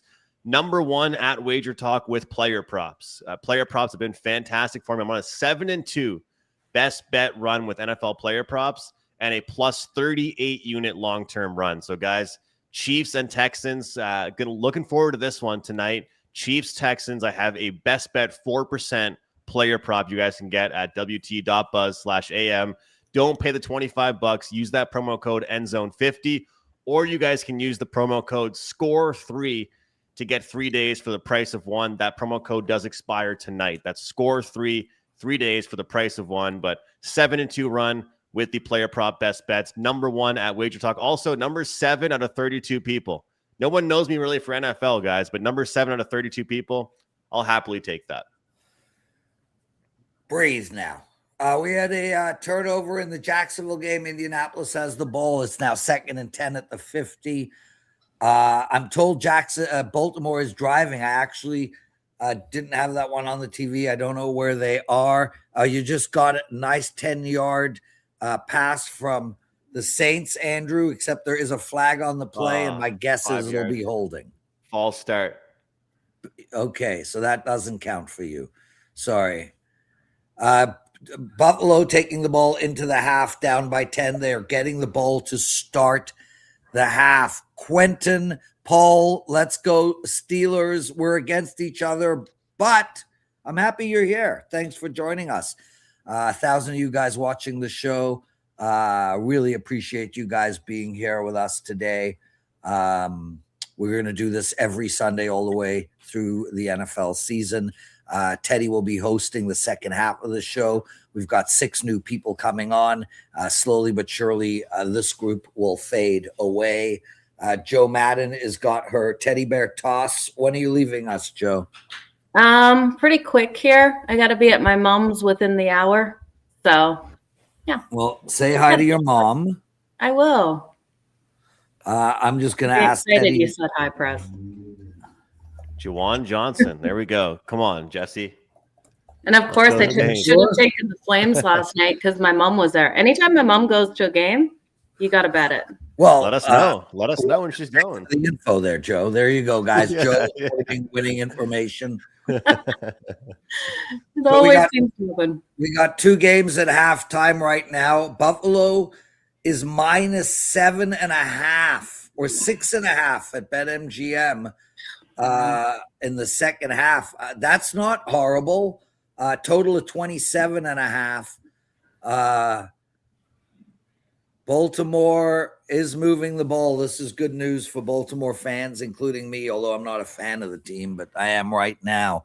P. Sandhu, nice to see your name. Derry Hardaway, Brad Farrar, thank you for being here. Field goal Seahawks at 6-6 at halftime, or about to be halftime in that game. What's the mom's angle? 805 Noodles. Every time Joe Madden's mother goes to a Calgary Flames game, they win. That is not true, but that's what Joe thinks. It is. It is every time. Actually, there's been like one time. Yeah. So she doesn't go to every game, Press. Touchdown Browns, 17-14. That game might go over the total in the first half. We got a 4th and 1 for the New Orleans Saints, 1:08 to go. They are just on the cusp of field goal range. They're going for it instead. Let's see what happens here. Tampa Bay has been stopped twice, and New Orleans has been stopped once. That's good news for me. First down. Touchdown for Tampa Bay. First down for Tampa Bay. Oh, yes, I just said that. Yeah, the Saints were stopped is what I'm saying. Yes, I said that too. We got a flag in the Pittsburgh game, and they're both screaming that it's the other team. Defense, there you go. First down, Baltimore. Let's go. Let's go. Man, I feel for Daniel Jones. I didn't see that was an Achilles injury for him. That's tough. I thought that's tough. Jonathan Taylor. Who's the backup again in Indy? Anthony Richardson. Yeah. That's right. Yeah. 3rd and 1 for Indianapolis, 1:54 to go in the game. Baltimore, 2 minutes to go. 1st and 10 from the 25. Lamar Jackson. Oh, Gavault. And we have a flag on the play. Hey, Prez, what TV show are you watching this week? Says Big Time 211. Well, I'm finishing The Last Frontier. 2 episodes left. Very excited about that, actually.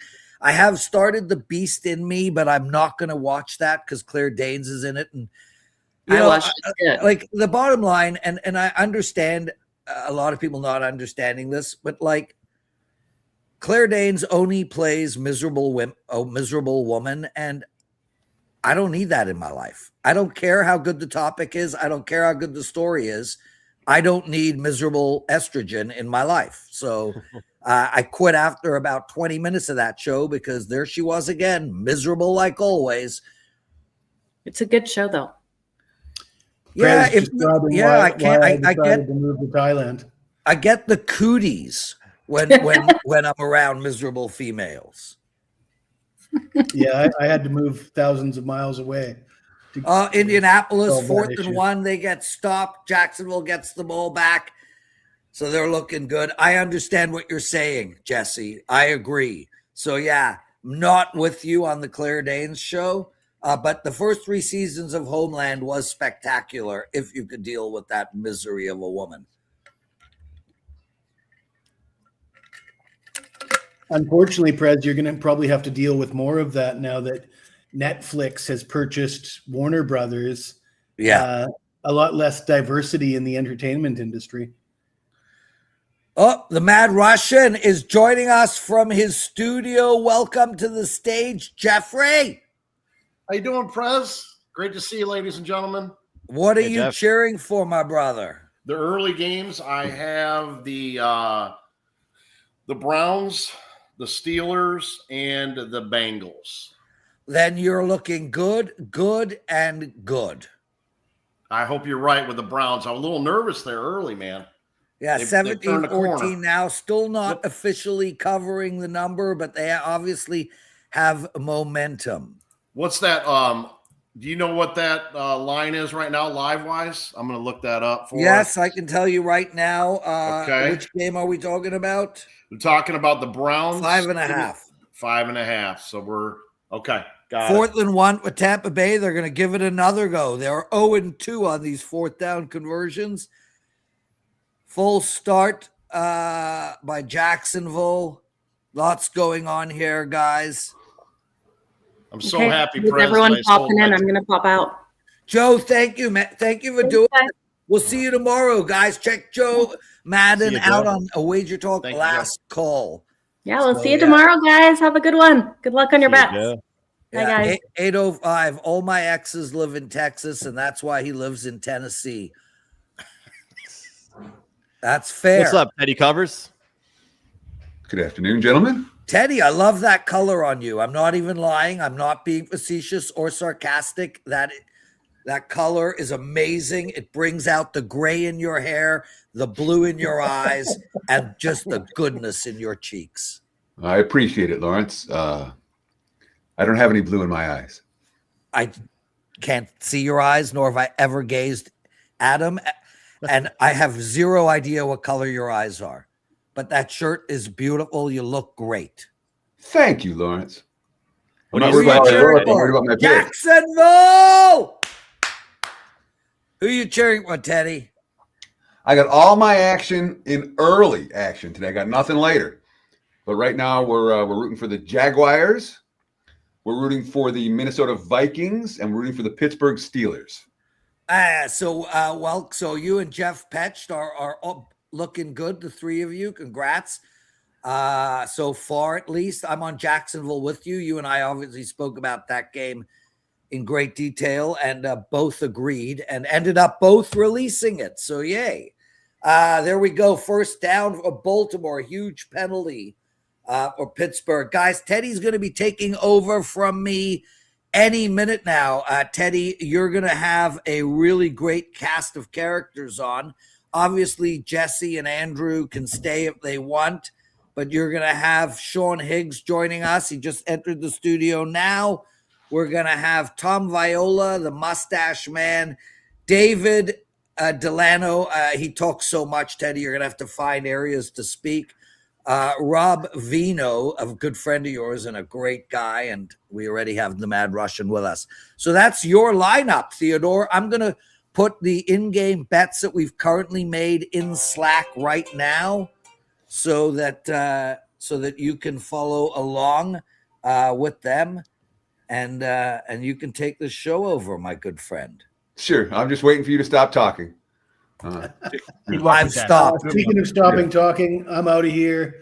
I got something to do, somewhere to be. So thanks for having me, guys. The hair looks great, Jesse. You look great. Thank you. Teddy, I will hang out with you. Prez already told me my hair looks great, by the way. So no, I never said that, Jesse. I said you look younger. I didn't say your hair looks great. You look younger. Never mind. Okay. Let's get our compliments right. Okay, Teddy, do you want me to stay or go? Your choice. This is what I want to do. Talk about what the halftime numbers are right now. Seattle, Atlanta tied 6-6. I'm seeing Seattle -3.5 second half, 21.5 for that total juice to the under. Any interest? Anybody? Give me Seattle. You want Seahawks -3.5? I see it -110 at one key shop here in Vegas, -115, -120, -125. Shop around. That's the beauty of the Odds Logic live odds screen. You can see what's going on. Lawrence, in other words, you can go away if you want. I don't care. Okay, so Teddy, I sent you the in-game bets. Just add to that. Guys, thank you for being here with me. I just so much love to all of you people. Hit the like button, subscribe to the channel. Check me out on my show, the best betting show ever, every day. 12:30 Eastern time. It goes up at WagerTalk TV. Teddy, thanks for doing this. Andrew, thanks for being here with me. Yeah, Sean, Jeff, Andrew, hang out until a couple more guys come on. Is that okay? I got you. Yeah, okay, and we're looking pretty good on everybody. that Kirk Cousins. We gave out Kirk Cousins live at over 163, current number 176. So not too bad live number on that one. Getting the best of the number. That's so. And we talk about, what do we want to do on End Zone Live? All right. We want to have fun. We want to bust each other's balls. We want to talk about some football and give you guys some betting strategies and hopefully give you guys some winners. And number one betting strategy there is get the freaking best of the number. Bingo. There you have it. Second game at halftime right now. Cincinnati up double digits at Buffalo. Bengals 21, Bills 11 right now. Look at the Odds Logic Live odds screen. Mostly sevens out there for the Bills. I'm seeing 7 at plus 105. I'm seeing 7 at minus 110. Total 27.5. There is a 6.5 DK, 6.5 with juice on the Bills if you want to get a bargain price. I see here in the chat, as posted up here for you guys, Teddy Govers Glasses saying, anyone else like the Bills plus 3.5 at halftime, which is the moral equivalent of the 6.5 for Buffalo. That gives them plus 3.5 there. Anyone like that bet or not so much? You want to give me Cincy plus 6.5 here? Sure. I'll give you Cincy plus 7 if you want it. Give me the 7. Give me the 7. What have we seen out of Buffalo? This Buffalo team keeps getting freaking. This isn't like preseason where they're favored in 17 games. They have not played well and they don't have a good defense. The Cincinnati's going to win this division. The Ravens have fallen off the rails. The Steelers, I'm not sold on. Cincy's winning this thing. Cincy's going to win out. So last year, the Bengals, after going through their mid-season doldrums, closed out the season with 5 straight wins, and I think they finished 9-8. I had a Bengals under-season win ticket last year, and it covered by the hook because of that late run. I have a Bengals season win ticket under again this year, and it's already cashed. But at the same time, I'm glad I got 9.5. I wouldn't argue with that, Sean, and from a value standpoint, Cincinnati's defensive numbers are so god-awful that if they play even, mid-level defense down the stretch, not worst defense in the league. Yes, and that's what they've been doing, Teddy. That's what they've been doing. They've been getting stops when they have to against New England. New England had 9 or 12 plays inside the 5-yard line. They got 1 field goal out of it. I mean, they're improved, like you said. They're not giving up 50 a game. If they give up 23, you're in it with this quarterback and this offense. You're in the game, and you're gonna give me touchdowns all over the place. Get out of here. Well, say anyone that likes the Bills. Viola. Thanks for joining us, buddy. How's it going? The Jets, by the way, should have a touchdown coming on the board here because Tua just threw this ball backwards to nobody, and the Jets picked it up and walked in. Still no interception for the Jets on the season. They're due. I thought about betting it today because I'm like, it's a completely stoppable force meets a completely movable object. But Higgs, I do agree with you. The Bengals are probably going to end up winning this thing, and it's incredible how they insist every single year on making it absolutely as difficult as possible for themselves right out the gate. Yeah. It's crazy. I took them Taylor like a coach of the year and a Burrow MVP thinking if they could get their head on straight to start the season, and if he wins 12 games, he'd get some consideration. But no, Burrow gets hurt again because the offensive line's made up of high school players. Yep. And he can't stand up straight, really. But when he plays, watch out. Watch out. Do want to let you guys know about what's going on right now at WagerTalk. We got one promo for today. It's End Zone 50 at checkout. Going to get you 50% off any daily packages at both WagerTalk and Picks and Parlays. And it's good for anyone here on the panel, but you can't use it on me because, A, I sucked yesterday, so I'm not passed in hoops for today. And B, I don't have any late games. But for anyone else here on the panel, use the promo code ENDZONE50 at checkout and take 50% off any daily packages for the rest of the day. I know that there's other guys, too, that have them. Carmine's got a 5% going later. He asked us to mention that. Andrew, I see you nodding your head. What do you got going? Yeah, just everything besides one play was from the early slate. I got one NFL best bet player prop. Teddy, you got to know what you're good at, know what you're not good at. No sides, no totals for me pretty much all year in the NFL. Just player props. Number 1 at WagerTalk player props, plus 38 unit run and 7-2 run with the 4 and 5% plays combined best bets. So get that, guys. End Zone 50 half off, or I have a promo code going SCORE3 that gets you 3 days all sports for the price of 1. And that expires at midnight tonight. So Chiefs, Texans, best bet player prop, wagertalk.com. Score 3. Let's look at some halftime lines right now. Cleveland and Tennessee are at half. The Browns have moved into the lead 17-14. Cleveland, second half, Yeah, minus 1.5, 16.5, 17. There's a 15.5 out there for the total. There are 2.5s out there for the side. There is some variance on this looking at the Odds Logic live odds screen. Anyone interested in Tennessee, Cleveland? That game, well, the over hasn't cashed yet, but the lowest total on the board isn't cashing an under this week. We're likely to see we need a field goal in the second half to make over bettors happy. Anyone doing anything with this at halftime? Jeff, I haven't heard a word out of you. What you doing? I do have a 5% play later, 425 kickoff. That's my top play, and then I've got a 4% in a late game 2-pack that you can get to as well. Using that end zone 50 will get you 50% off that. 5-1 in my last 6, 4 or 5%. 22 and 13 in my last 25 in the NFL. Looking good here early at the 1 o'clocks, but Teddy, rule number 1, right? You don't jinx it. So I'm going to keep quiet on it, but looking okay. Don't jinx it at all, my friend. Anything on Tennessee, Cleveland at halftime? I'm looking at the Saints plus 3.5. I don't know. I just want to look up some stats in that game first before I pull the trigger. So I'm not ready to do it quite yet.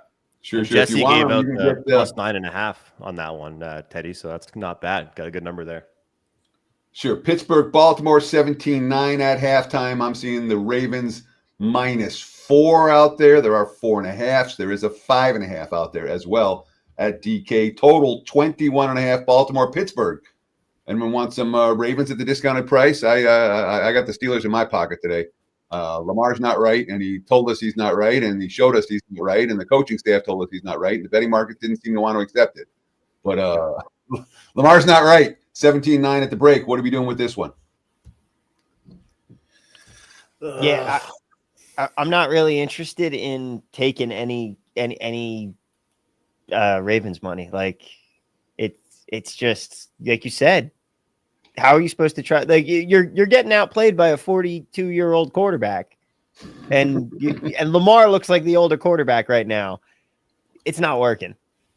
I'm already in on Baltimore -6.5 early in the week, so I'm not doubling up to. I mean, I could get them plus 3.5. I don't even want that. You can't just go after a bad play. Chase it. Bad news. Don't chase it. Toma 8883 for the panel. Most quarterback play in the NFL sucks. How has that affected your capping? Like Billy Waller says, you have to evolve. All edges die. So, do we agree with this assessment that most quarterback play in the NFL sucks? And if we do, how do we handicap that? Anyone? Panel? I mean, from a prop perspective, it's been great. I'm betting unders every week. They're hitting. Life is good. You have a combination of different things. Of the fact that the talent coming into the league isn't as good. You have the fact that everybody's getting hurt. I mean, just today we've got like 3 different quarterbacks that went down. We're getting Brady Cook and Riley Leonard right now in Colts for the Colts and the Jets. And we don't even have 32 starting caliber quarterbacks, let alone 36, 37 for when some of these guys go down. But the way that I'm countering it is, first off, heavy favorites. I'm not really inclined to play a heavy favorite, which you shouldn't be anyway, because are the quarterbacks good enough to really be covering that big of spreads? You really only see it when you get those guys who are, you get the severe mismatches. But the big thing for me has just been in the prop game. Outside of a couple alpha receivers, you're really able to get a ton of unders on these guys because nobody's able to move the ball efficiently. Anybody else? And with that, with you saying don't take these huge favorites, I just took Jacksonville -20.5. Honestly, probably okay. Riley Leonard's not an NFL quarterback. In-game's not bad. Well, I'm just going to add on to what Tom was saying about the prop stuff there. I think that I found myself betting on the people, the player props and the guys that nobody really knows about, or the secondary option guys. Because if you're going to bet overs, those are the guys you're looking at. Like, I'm on Tyler Shuck over on passing yards today. You know what I mean? Like, how many people ran to the window to bet on his passing yard over versus the big name guys? And the big name guys, you're looking towards the unders. So, yeah, I would agree with that. I would say that people just have expectations, and maybe even the books have expectations a bit high. Teddy, what do you think? I know that I've seen you dabble in props. I know you're more sides and totals. What do you think about this comment? I'm gonna disagree with the premise. I don't think quarterback play is any worse now than it's ever been. I don't think it's a whole lot. You still have elite quarterbacks, still have mediocre quarterbacks, and you still have a handful of bad quarterbacks and teams with bad QB problems. And that, again, I've been doing this full time 28 years, and I did it part time for a decade before that. And it's typical. It doesn't feel to me like it's an outlier right now, where they're seeing the quarterback play is way down from where it's been. That said, what we have seen is colleges producing fewer starter-worthy QBs because we're not seeing quarterbacks get comfortable and we're working with the same. We're not seeing quarterbacks 4 or 5 years in the same system anymore. They're bouncing around from one program to the next, and yes, it helps them learn a new offense quicker, but it never helps them get comfortable in anything. And I think that's affected some of the quarterback development. But if I'm going to point the finger, I point it at college. Just real quick. Oh, I'm sorry. You want to respond? Go. I mean, the second half of everything you said, I completely agree with because it's quarterback development. But I think that there are statistical measurements that you can use to look at and say quarterback play has regressed. And I'm not talking about the actual stats on the field, but the fact that most offenses nowadays are based around first reads and quarterback success going off of that first read. We have actually seen these metrics start to drop off in the league. Like guys back in the day, like Phillip Rivers back in the day, he was playing 3 years ago, but like Phillip Rivers was a Hall of very good quarterback for when he played, in my opinion. And how many Rivers a Hall of Famer, dude? I disagree. If not, he's in the debate as a Hall of Famer. So I think there's definitely a debate. I personally side on my side of it is the no side, but I like someone saying he should be in the Hall of Fame, I think is a perfectly reasonable take. I'm just on the other side. Tom, you say that because he never won. He was just a compiler and just won a bunch of regular season games. You go 11-5 every year and got nothing to show for it. Yeah, like for me, my personal Hall of Fame is like the story. Can we tell the story of the NFL without you? You can tell the story of the NFL without Phillip Rivers. You can't tell the story. That's why Eli gets in for me and he doesn't, even though Eli didn't have the stats. He had those 2 really big wins. Here comes Homer. You're a homer here. Come on, Teddy. I got a question for Teddy though. Compared to the past, how do you rank? Do you find the QB1 to QB2 drop off? Is it greater or lesser, or do you find it's changed at all, or you don't think it's changed whatsoever? How do you feel about that? Within the realm of normal. Okay. Within the realm of typical. AWB4, it's O-line play. It's down, and that I agree with 100%. Big time. We didn't talk about at all. And again, the O-line development in college isn't what it was, and the proliferation of spread offenses in college has an impact on OL play. So let's come back to this. I do want to get to the halftime numbers right here. By the way, Jaden Daniels questionable to return. Teddy, I want to come in with give me the Steelers and 4.5 here, second half. Pittsburgh plus 4.5 second half, so that's Pittsburgh minus 3.5 full game. And we will have you down for the Steelers plus 3.5 full game as he makes the bet. Indy, Jacksonville. I posted a minute ago. Someone wrote Jags are cooked. The Colts are cooked. Jags with a touchdown right before halftime to go up 28-10. Second half number, Jacksonville -1, total 18/18.5. So that makes the adjusted game line Jags -19. And again, 18.5 for the total. Anyone looking to do anything for Jags Colts second half? Higgs, I know you already took it. What's that? The Jags Colts. Yeah, 20.5. Yeah. Let me tell you, I feel really good having both of the Colts' next 2 first-round picks. That's a good deal for the Jets. Phenomenal. Where were they going? Especially with Sauce Gardner hurt already. Yeah, I mean, I hate to see it, but yeah. And the cornerback play, astute by them to also recognize that they're getting good enough cornerback play out of their other guys. Seabags on special teams where they return the opening kick for a touchdown. So that looks good for Higgs. Halftime made Seattle 3.5. And they just opened up the second half with a kick return TD. One last half to discuss New Orleans and Tampa. Tampa Bay up 10-7 at the break. second half number. Tampa -3.5. So that makes it -6.5 full game. Total 20 juice to the under. Anyone betting anything for Saints Buccaneers? Have the Bucs withstood the punch that New Orleans can throw, or are we going to see more there from the Saints? I think I'm gonna pull the trigger, Teddy. I'm gonna go with the Saints plus 6.5 there. Saints plus 6.5 full game. Oh, it's a downpour. I haven't watched this game at all today. Yeah, thank I God like I that sold bet. my tickets. Yeah, that's the one I really haven't had on much today either. Maybe do I'll an go in under. the end zone, 28 there. The under's juiced, but maybe worth a shot here. What is Hey, that? David. 37 Hey, live. what's going on, guys? Yeah, 37 -20. So I got 37.5 minus 133. Although this is crazy offshore spot too. So. I just moved. David Delano joins us. Hey, Dave, how are you doing this afternoon? I'm doing pretty good. I heard you guys in the waiting room right before I joined. I like Tampa in that second half as well. I think that they have probably withstood the best punch from the Saints. So I like the Bucs in the second half as well. So we got some conflict. We got the Russian likes the Saints, and David Delano likes the Bucs. So let's see how this one plays out. You guys should bet with each other and then save the 10%. Save the juice, David. It can't all be kumbaya, Teddy, right? It's got to be some head-to-heads every now and then on this show. So sometimes people in the chat, I do the opening line report every Monday morning, and I give an opinion on this game or that game or the other. And sometimes in the chat, people are like, "Well, Teddy, I disagree with you." I'm like, "It's okay." They're like apologetic about it. It's fine to disagree with me. Okay, if we all had the same opinion about everything, there would be no betting marketplace whatsoever. So there's got to be two sides. So there has to be a give and take, and a show like this gives both sides an opportunity to express their position. So it's I get the most nervous sometimes when everybody agrees, like, "Oh, great pick." It's like, we'll see. Yeah.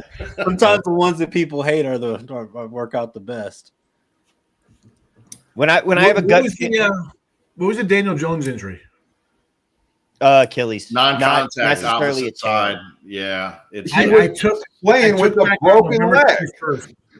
I took back on November 21st. I took Jacksonville plus 420 and the Texans plus 815 to win the division. I thought the Colts were just playing with fire with that defense, and somebody would catch them. And now I got him out, so I'm alive with both of these guys here. Oh, you're Isn't very Anthony live. Richardson out for the season too, even though he's not even playing? So it's Riley Leonard. Riley Riley Leonard, quarterback. Yep. Pride of Duke, pride of Notre Dame. Notre Dame. How they feeling today? Can we have Join a the nice, college football playoff rant? College football invitational rant, it should be called. So I was thinking about this, Sean, and Alabama has to get in, otherwise teams won't play in conference championship games. Bull crap, Teddy. That's what I'm not saying it's right. I'm Florida saying State was undefeated. They didn't get invited to the freaking playoffs. that's years ago. That's a different 2 playoff. years ago. Yeah, but that's a different playoff. You can't compare. All we've done is expand the playoff and make everything worse. Go back to the BCS, play a perfect season, and we get 1 versus 2 that the computer spits out. There should be 6. That's it. Make it 6. 6 would be fine. No, Sean, just make it 68. Get everybody in. Why not? Riddle me this one, Batman. Ohio State falls 1. BYU falls off the grid. How's BYU not in the championship? How are they not in the playoffs? They lost twice to the BYU does not. I mean, they got if they're going to say, well, they lost to Georgia in the championship game. Well, they lost to Texas Tech twice. That's it. They didn't lose to Florida State, who went 5-7 as a 17-point favorite. But the way that BYU Texas Tech game looked, it looked like if they played 8 more times, Texas Tech would win every Texas time. Tech owns them. All right, but maybe one team's got the bottom line is Alabama was tied with 4 other teams and just won on some fakakta way to get in after they were tied with 4 other teams to get into the championship game. They're like, you're in Texas with me, Dave. Let's go down to the gas station and flip coins where nobody could see us to see who's going to get in. Now, I do think Notre Dame should have got in. I mean, I love seeing the smaller schools, have the opportunity. We'll see what they do. But, man, seeing Tulane and Ole Miss again, it's not – I know Lane Kiffin's not there. Not too excited about seeing – How are they in? They got no coach. They got a backup coach. They should be out automatically. They're disqualifier. Yeah, but with the Tulane and James Madison, I think it should be one or the other. If they have like drastic kind of changes, they shouldn't take teams. That was the thing. Well, the offense doesn't look good. How the hell's Oklahoma in here? How is Oklahoma in this game? Because they Baker beat just got picked Alabama. off. They beat All Alabama. my Bama bitching. I did take Alabama on the money line to win next week or 3 weeks from now. Baker INT. We have a There you go. JSN touchdown for Seattle. The question is, why is Tulane and James Madison in? Because you need 5 I'm conference down for champions. one of them, but not both. You need 5 conference champions. If Virginia would have won, that would have been fine. They'd been 10-2 and got in there, and people were like, well, at least they're 10-2. That's why both of those guys are in there. Oh, because ACC basically, because ACC sucks. That's because they didn't want to take Duke. They punted there. They're like, yeah, we don't want it, but we'll give you Miami anyway. You should just auto bid the conference champions. And by the way, just real quick, looking at the Odds Logic Live odds screen, first numbers, Oregon, minus 20.5, total 50.5 against James Madison. That's Friday, December 19th. On Saturday, December 20th, Alabama, they're only 1.5, 40.5 against Oklahoma. Oklahoma beat them the first meeting. They beat them pretty soundly, if memory serves correctly. Mm-hmm. Miami against Texas A&M. The Aggies 3.5, 4.5 out there right now. 51.5, 52, 52.5 the total. And Ole Miss, Tulane, the Rebels 16.5, 56.5 the prevailing number for the total. Tulane, Mississippi. Again, those games being played on December 19th and 20th. Army, Navy. Navy's 5.5, 38.5 for this coming weekend. And a couple of bowl numbers up. I'm seeing Old Dominion, South Florida in the Camping World Bowl. A couple of books have South Florida minus 7.5, total 56.5. Lafayette against Delaware in the Ventures Bowl. These are December 17th, a Wednesday. Lafayette minus 3.5 and 58. Missouri State, Arkansas State in the Xbox Bowl on Thursday, December 18th. Geez, everything's an Xbox now. Arkansas 2.5, 56.5. And I think throughout the course of the day, tonight, that all these lines are going to come up. So if there's ever a time. Cal in Hawaii Bowl, Christmas Eve. Oh, yeah. What's the number for that? You got it? 2.5. Cal, 1.5, 55 there. But we're going to see numbers. We're going to see these bowl announcements this afternoon. We're going to see numbers come up this evening.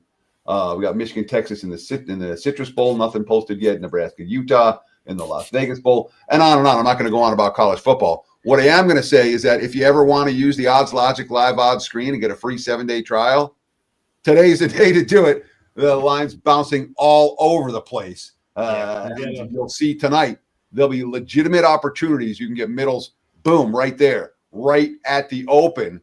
oddslogic.com/Teddy, free 7-day trial. And it's not a long sign up, dude. You'll sign up for, it takes a minute. And boom, you're in, and you can check out all the different books, where their numbers are, where the markets are moving. On a night like tonight, it's a huge edge for the bettors, at least in my opinion. That's why I use it. Who's playing in the big one? The Pop-Tarts Bowl. I'm seeing rumors that it's going to be Notre Dame and BYU. I don't think it's official yet, but it sounds like the Pop-Tart Bowl is the best. That is the greatest thing in American sports. Dude, they go all in on that, and that's what you should do as a bowl, man. That's a touchdown Saints. There you go. There goes my under. That kid's got What's some up with wheels. Tampa? Jeff, was it a big throw or what happened? Broke? Is Tampa no good now? Is Tampa still? I mean, we're talking about Baker as an MVP candidate a couple of months ago. Yeah, everybody's hurt. The entire team is their whole wide receiving core is dead, and they won't use their best player in Sean Tucker. You got to be kidding me. Don't tell me the quarterback just ran for 34 yards. Oh, my God. My buddy had wheels. Shug anytime. I've got his Kid's passing got yards. I've got his passing yards. Oh, and he just sorry, Andrew. Which game the quarterback run for 45 yards? We got like Tyler Shuck. I was like, Jeff, are you serious? Let's go. I got him clocked at like a 4.540 right there. He was fine. Oh wow, he was 34-yard run. You're a quarterback, dude. Give me a 34-yard throw. Tyler Shuck, you've been doing that. They did that at 6 different schools in college. Indy comes out at halftime, firing the ball down the field. They're trying to Steelers make going in something again. happen. Steelers in the red zone against Baltimore, and more than 15,000 of you watching us live. Boy, we really appreciate it, guys. We appreciate the comments. We appreciate the likes. And if you haven't done so already, subscribe to the WagerTalk YouTube channel. We've got awesome free content hours every day, free videos. So whatever sport whatever sport you bet, we've got a show about it. I encourage you, like, comment, subscribe, and thank you for watching Wager Talk TV. We'll be going right through the end of the games, the first set of games today, the late set of games you guys are going to have to work through on your own. And I do want to let you guys know about a promo code available today and today only, EndZone50 at WagerTalk.com. Take 50% off any daily package today at both WagerTalk and Picks and Parlays. Good for anyone here on the panel. I know most of the panel has picks available in the late games. I do not, so don't bother going to my page necessarily for this, but check out Andrew McGinnis, check out David Delano, check out Sean Higgs, check out Jeff Petch, the Mad Russian, and get on board. Again, promo code is EndZone50. We'll get you 50% off, half off any of the daily packages. All right, guys, what are we seeing right now? Let's recap some of the bets that we have right now. I know Prez put some in the chat. I've been too busy. I haven't checked them, but if someone else wants to, they can. This is what I know we have. We have Bengals +7 second half, +3 full game. That's Sean Higgs. Higgs says Seattle -3.5 second half against Atlanta. We got the Steelers +3.5 full game against the Ravens. And we have Mad Russian battling David Delano. So Mad Russian's got Saints +6.5 full game. And David has the Bucks -6.5 full game. Any other prop bets you guys want to talk about right now? Any other in-game bets that we're making as well? Bueller? Bueller? I just took maybe -4.5. I got a bad number with the Jags. It's down to 17.5. I got the over Bills 59.5. And I took that under 37.5 in Tampa game, which moved 4 points after that hustle there by Shook. Anybody know if Daniels came back? Or He did not. He's out. He's out. Torn Achilles. AWB4, would you recommend Odds Logic for someone that lives in Nevada? I'm too lazy. I just have 2 books right now. I recommend Odds Logic for anyone, anywhere. You know, I'm in Nevada. I'm here in Las Vegas, and I have it open. And this way I know, do I want to open my Circa app? Do I want to open my Superbook app? Do I want to open my BetMGM app? Do I want to open my Bet Caesars app? Do I want to open my South Point app? Boom. And I can see right on the screen which one I want to open. Yeah. Boom. I get the best of the number. And it helps so much in terms of getting this half point, that half point, the other half point. And the half points, we laugh about it. Turn 2 losses into pushes out of 100. Turn 2 pushes into wins out of 100. See what it does to your long-term bankroll. It is shocking, the difference. You know, we're working on fairly thin margins. You know, nobody hits 80% over a 100+ game sample size. Doesn't happen. And hopefully nobody hits 20%. So your margins are fairly thin. Turning losses into pushes and pushes into wins makes a big difference. And the screen helps me do that. AWB, the other thing, like having South Point on the screen, having I'm pretty sure we have stations on the screen. A lot of odd screens don't cater to Nevada because you've got like Superbook, who's only available here. You've got some of these more niche ones. As someone who bets in Nevada, it is really useful being able to shop all of the Nevada books like that. And you should open up more accounts. Like if you don't have a South Point account, you're leaving money on the table. And Tom, I'm not in Nevada, right? But I like knowing what Circa's doing, what South Point is doing. And that's one cool thing about Odds Logic as well, is like if you're in a place that you can't check out what Pinnacle's doing, I won't speak for you guys, but maybe you want to know what Pinnacle's doing with the Circa. Yeah, let's not use any names, please. Let's talk about the global books. Right? No, seriously, if they penalize, they kick us off. They won't let us do stuff. Yeah, so knock you right off. Any unregulated books, we'll just say the global books, the Sharp global books, the Square global books, whatever you want to call it. But it's global books, not any particular book, please. I don't mean to snap at. God damn it, McGinnis, get the hell out of here. The worst part is, Teddy, I probably had myself at like a 10-1 to be the first person to get bitched out about that. And I go. Don't worry, I'm great at pitching everybody out. It's what I do. And the funny thing is, the worst part about it, the guy I bitch out the most is my freaking self. EWM community. Anyone interested in Bucks -2.5 right now? I'm seeing Tampa 2.5. I'm seeing Tampa 1.5. What just happened? A holding call against Tampa. Yeah, nothing big. What do we make of Washington not being able to score? I'm gonna say, how about any interest in over 32.5 in that game? Can you get is Wise going to be able to punch in the garbage? No, I want no part of the over in that game. 31.5. They got 24 points. I know. What's Minnesota want to do? They're up 24-0. What are they going to do? Is JJ McCarthy throwing another pass? Probably not. No. All right. No. Washington's offense is not working today. I'm not sure exactly what the problem is, but it ain't there. It wasn't there with Daniels in, and it certainly hasn't been there since Mariota came in.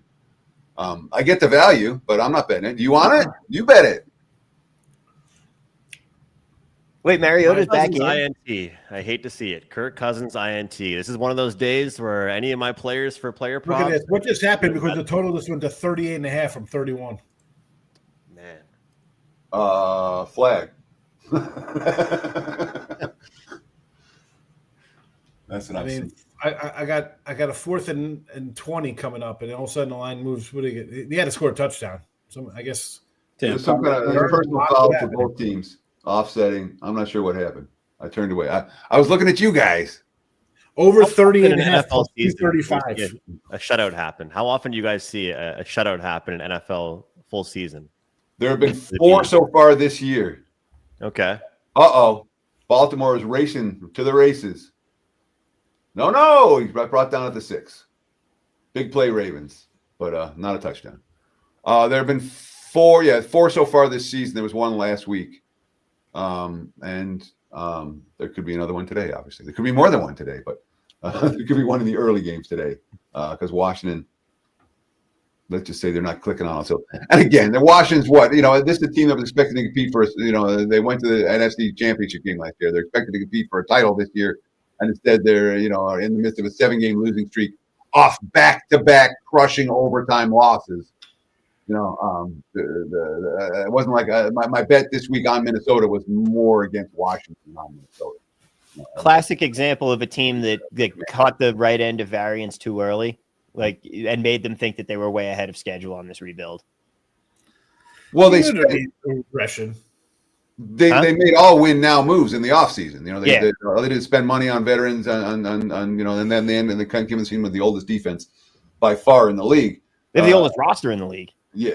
Both sides. Yeah. The Bills touchdown has been reviewed for 7 minutes now. NFL in shambles with refs and review system. So on this, I'm going to agree. All right. The concept of review is if there is clear, undisputable evidence, we will change the call on the field. And to me, that's a 30-second process. If you don't see it in 30 seconds, it ain't no change. It's whatever the call was on the field. And the concept was clear, undisputable evidence, and we've gotten a long way away from that, haven't we? Sean Tucker down at the 1. I mean, the review system is in shambles, but if you're reviewing for 7 minutes, you don't have clear evidence.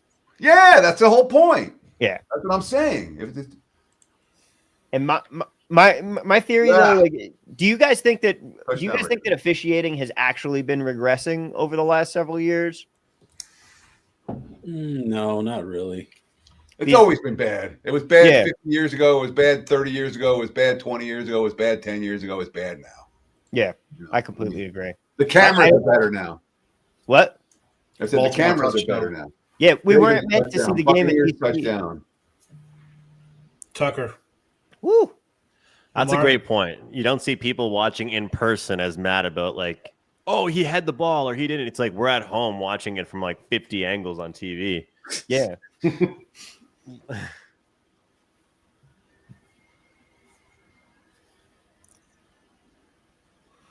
End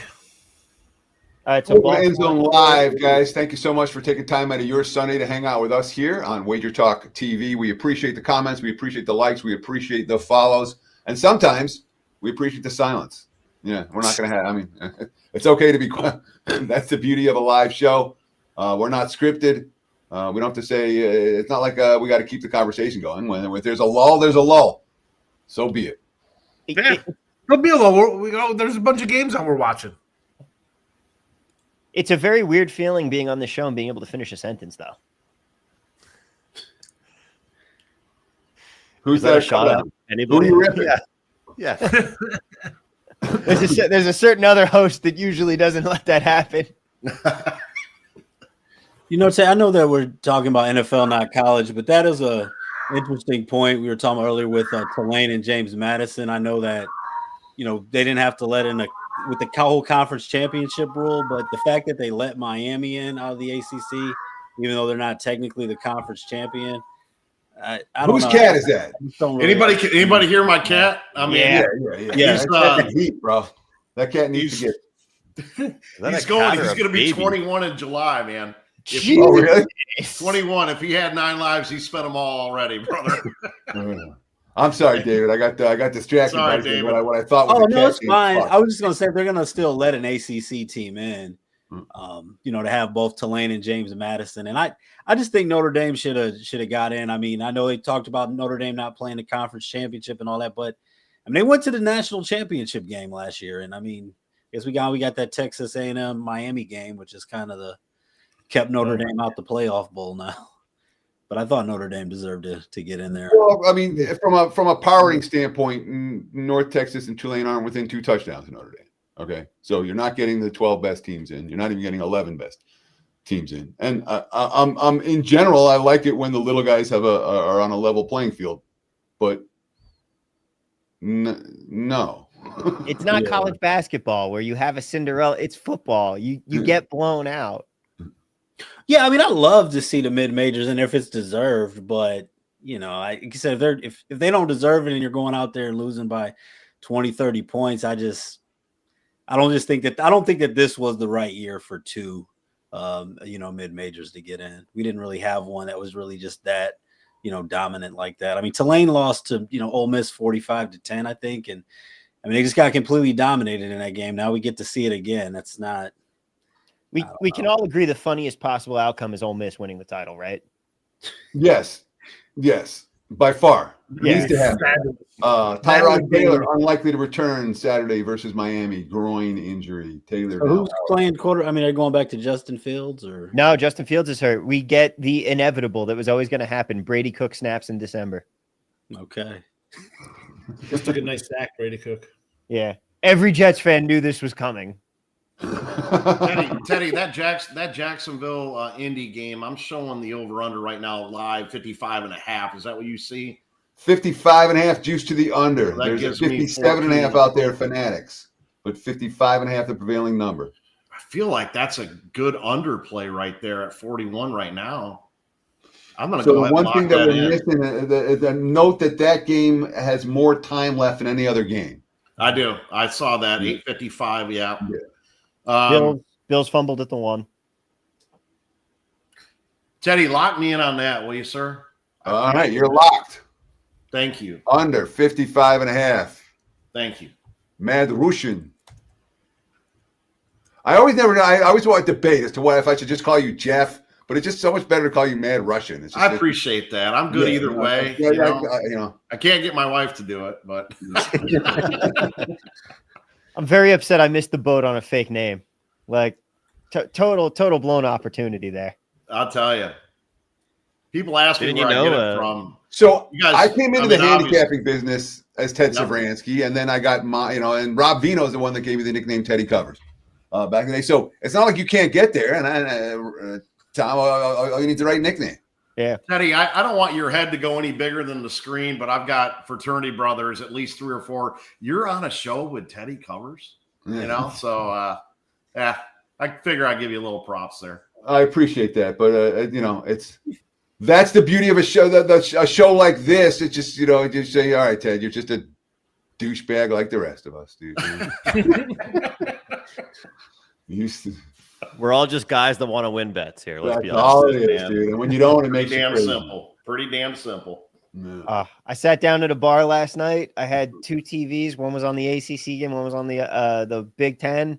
Yeah. And I'm there. I'm like, I'm not here to watch these games. I'm here to flirt with the bartender. But I might as well have some action on both these games. I took Virginia and Ohio State.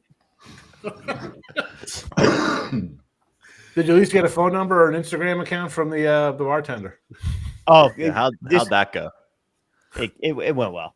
Thomas, with that 70s porn stash, dude, you got to be just getting numbers left and right, brother. The exact words were "never shave the mustache." So, yeah, keep it all day. Yeah, all day. Prez likes to clown on it a little bit, but it is definitely working in my favor. But like, this wasn't just a random bartender; it's a girl that I've been out with a couple times now. Everybody can't pull off new show. A single stash though, but yeah, the Tom, you do it well. Everybody can't pull off that look. Thank you. So, can you hear the games playing over the music at Little Darlings or no? I'll be back in just a minute, guys. Excuse me. Oh man, I have a buddy who's been seeing this girl lately, and turns out, that's where she works. I just love the signs when you drive past when you're on the highway. They're hilarious. For those that aren't here in Vegas, there's a gentleman's club called Little Darlings that has a sign right by the freeway, and they always put up they're the ones you see in the memes that'll go viral every now and then, like now hiring class of 2025 at graduation time, full moons nightly, all that kind of stuff. That's funny. Yeah, I get a kick out of that. I'll tell you, Jeff, the only thing I've ever really gotten is a lot of people, they'll know Kelly. Like people will know not as like it'll be like, you know who Kelly is, or like you've hung out with her or whatever. Like they saw her on like different other websites, different companies, then WagerTalk content, and across social media and stuff. Yeah. And I'm like, what do you mean? You don't want to hear about these guys and that guy and that guy? It's like, no, that's crazy that it's Kelly. Like, Oh, Andrew, that's hilarious. I do get that too as well. I don't know if you guys know, but I put up a billboard. This is embarrassing, by the way, but I put up a billboard in my hometown with me and Kelly on it. You can imagine how that went down. That's pretty sick. Yeah. That's pretty hilarious, right? Kelly's how many phone calls do you get after that one? Free NFL picks, madrussian.com, themadrussian.com. It was hilarious. Yeah. So Kelly's the reason I have this job, and I have one friend who's like, Tom, you got to get her to come out. Like, we got to all hang out. And I'm like, there's no universe in which I'm ever introducing her to you. The fact that he's that anxious like that's usually a warning sign. That's a warning sign. Yeah, I was like, there's not a chance in the world. It's kind of funny, guys. We got like a mix today of either like pretty shit games or like really good. Like so far, it's like, all right, this game is within a field goal, or it's like blowout so far. Like what are we dealing with here? 23-6. We got 28-13. We got 24-0, and then we got a bunch of other close games. It's kind of like one or the other right now. And it's a lot of the games that we did. Got a decision, 4th and 2 on the 9. They're gonna start of the 4th quarter. They can go for it or kick a field goal. Who? Falcons on Seattle 9-yard line. I mean, go for it. What are you doing? You're the Falcons. Why are you kicking a field goal? Vikings about to punch it in on a 2-yard line. If they beat the Bills, obviously the odds will change, but I need to check the Bengals odds to win the division. I know they play the Ravens again. They really do have a shot to run the table if they can hold on in this game against Buffalo. I agree with you, David. I caught them today before their game today at 150 to 1 to win the Super Bowl. Wow. And I figured if they run the table, they're in, like Sean said earlier. So I mean, really. Why wouldn't you take a shot with that, Jeff? It's pizza money, right? Just throw it out there and see what happens. The hell with it. I can hedge off it if I need to. But and this is the year. There's no juggernaut team. Who's coming out of the AFC? Really not. Who's coming out of the AFC? That's what I was going to say. Right. You're sold on New England. You're sold on Denver. We're sold on Denver, who beat the Jets 13-11. That's the team we're sold on. Yeah. Yeah. I'm with you, brother. I'm with you. What Chiefs might not be there. Crazy. Because I was thinking we'll see what happens tonight with the Chiefs, but as crazy as it sounds, I was wondering if the Texans have a chance. But the fact that I'm even saying that kind of lets you know that anybody has a chance in the AFC. Yeah. I mean, is it insane to say that the 49ers could win it at 25 to 1? Yeah. Like, there's a path. It's not a great path, but there's a path. The Falcons. I'd be anxious to see if Cincy pulls this game off today. I'd be anxious to see if they're anything north of 50 to 1. I can't imagine them being north of it, but if they are, that might be worth a flyer. Because if you look at their schedule, I looked at it. drawing a blank on who they got next week, but then the two after that are They play the Ravens slam again. dunks. next Ravens. week. We got the Ravens next week. the Ravens again. Yep. The Bears are still like 35 to 1 at DraftKings. If you want, they might be the one I team just in happen to have NFC. my Superbook thing right here in front of me for to look at. So then they got the who they got here. Bengals got the Dolphins Sunday night, the week after. Yeah. That's gonna be a winnable game at home for them. Now And they then play the they're Browns playing again when? somewhere. Browns at home. And Henderson's not out for the year, right? He's Saturday he's after not- Christmas, they're home against the Cardinals. That should be a win. I mean, Miami at home, Cardinals at home look good. 2 more wins if they pull out today. Then they got the Browns at home. I mean, you got 3 home games versus Miami, Arizona, and Cleveland coming up, Jeff. There you go. That's how you're wrapping up the season after the Ravens next week. And probably a cold game, when Miami's coming and Arizona's coming. Yep. Yeah, I mean, the day after Christmas in Cincinnati, I'm sure it'll be a brisk 72. Don, come on. What are we Pittsburgh talking about? touchdown, boys. Pittsburgh touchdown. There we go. Aaron I mean, Rodgers hear having me the best out. game of the season. Let's Hear run me some out. live lines real quick for all of you watching. Again, we got more than 17,000 of you watching End Zone Live today. We appreciate you very much for watching WagerTalk TV. Just going to run through the live numbers right now. The Vikings up 30-0, which makes that over 31.5 looking pretty good. Right now, the total's 37.5, juice to the over, with Minnesota minus 30.5. Any of you guys want to lay 30.5 with the Vikings? It's juiced minus 140 if you want to lay minus 30.5. No takers. Miami and the Jets. Dolphins minus 17.5. I'm seeing minus 18.5 at DraftKings. Total 40.5 for that ball game. Jets down to who was it? Brady Cook at quarterback. yeah. Cleveland against Tennessee. Right now I'm seeing 3.5 for the Browns. 41.5 the total. That 3.5, however, is juiced to high heaven. Minus 3.5 plus 130 plus 135. I'm also seeing a 3 minus 125 for the Browns. Again, live total in that game anywhere from 41.5. Yeah, 41.5. I got to call it. There's a 41 out there as well. Hey, going back to that Jets game real quick. Yep. 17.5? Yep. That's the number? Yep. They're punting away right now, but I kind of like that. The Jets aren't moving the ball. Their only hope is returning one of these kicks, which is highly possible, but for the second time in the game. I mean, we have the best special teams unit in the history of the league. That's fun, but the Jets are not scoring an offensive touchdown. So would you rather have under 40.5 or Miami minus 17.5? And actually, wait a minute, because now I'm seeing 17.5 plus 105. I might be I might be jumping in on that. I'll find that somewhere. Yeah, if the Jets get a first down, we could see 17 as well as Yeah.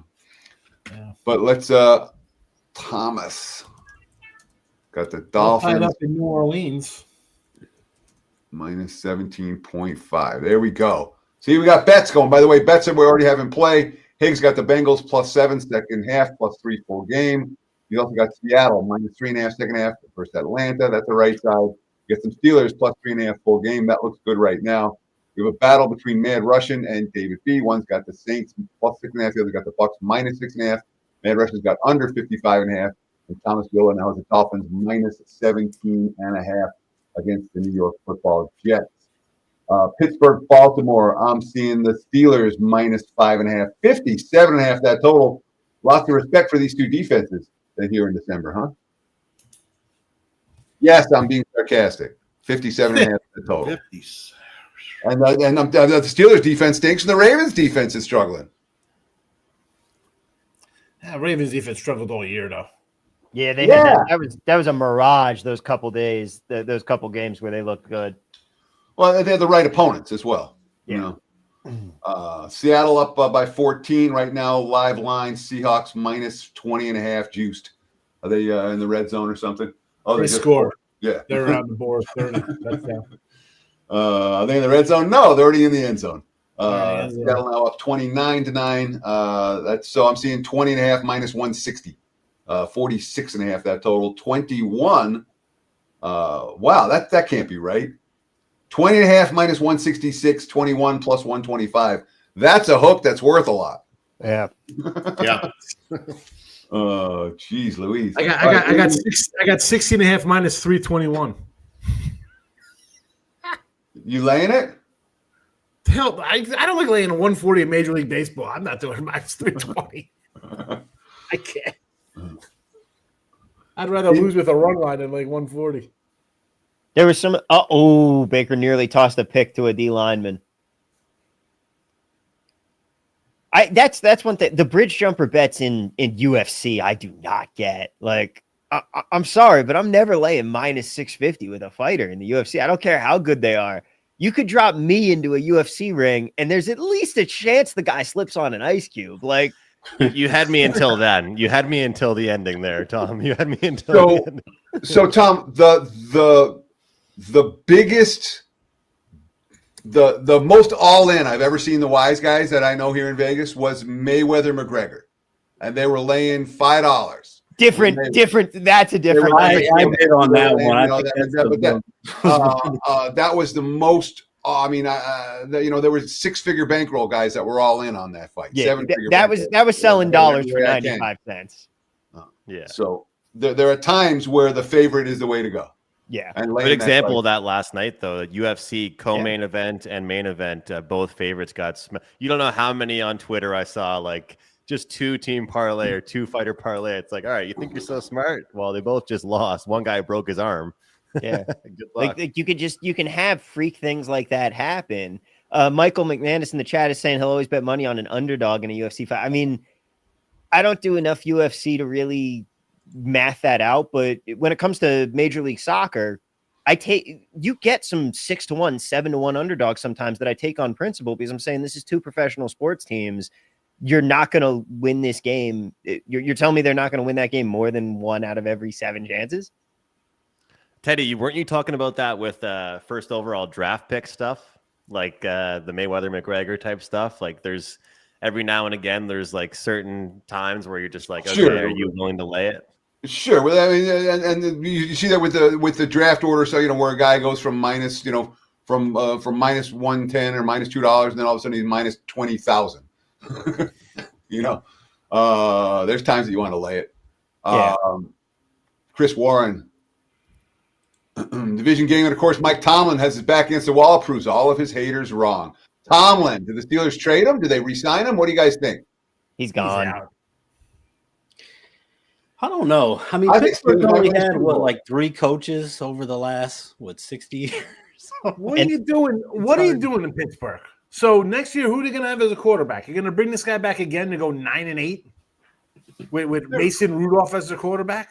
They could win the division right now. They could win this. They could win the Super Bowl this year. Yeah, and if I didn't eat for a week, I'd lose about 15 pounds. Teddy, that's not happening. Oh my goodness! There's no favorite in a year where there's no favorite. The dogs are live. Shador get it, but our dog is Cincinnati in this fight. Throw a pick. Tennessee ran it back. They ran it back into Cleveland territory. And the Steelers do value. They put something on the we've only had 3 head coaches over the last 60 years thing. They're gonna be super slow. I mean, is he gonna get a job immediately if you fire him? Yes. Is it kind of like trade him? They wouldn't fire him. Why would you fire him when you can get a 1st-round pick for him? Yeah. But if you do fire them, though, or they're not going to fire them. I mean, if they decide to mutually part, whatever they decide to do, that is a question of what are you going to do with the roster? Like, what are you going to do for quarterback? Who are you going to bring in? Yeah, you're going to bring in another out, and then Steelers fan will really get to know what pain is. Yes, there's going to be some 2-win seasons in there, and you're going to be like, "Oh, what did we do?" But that being said, the worst thing you can possibly be in the NFL is mediocre. And what have the Steelers been over the last several years? Mediocre. But you'd rather be terrible because at least then you're rebuilding. That's true. But Steelers fans, you're a Jets fan. You're terrible every year. You're a Browns fan. That's different. We're cursed. It's so depressing to be. The problem with the Jets is you can't fire God. So there's arguments both ways. I'll just leave it at that. Michael McManus, 2850. Broncos are the sleeper. Wouldn't argue with that at all. Broncos have the defense. The NFL would love to make Bo Nix a star. Would not argue at all with Broncos as a team that can make some noise down the stretch. Bill Sandoval as a Dolphins fan, I'm impressed with the Steelers organization. Exactly. What you don't want me to do is, oh, let's change it up this year. Oh, let's change it up again next year. Oh, let's change it up again 2 years from now. I mean, I think you have to be impressed with the organization. I mean, they don't panic like they don't listen to anybody like us or what everybody's saying. They don't panic and just fire the coach when things are. I don't know. Touchdown Cincinnati. Yeah, Bengals in the end zone. Higgs laughing all the way to the bank right now. Touchdown Tennessee. I mean, if you're the Steelers and you're gonna blow it up, it's kind of it's an Andy Reid and Philly situation where it's like, okay, maybe a change of scenery is what Tomlin needs to start with a new organization, but I don't know.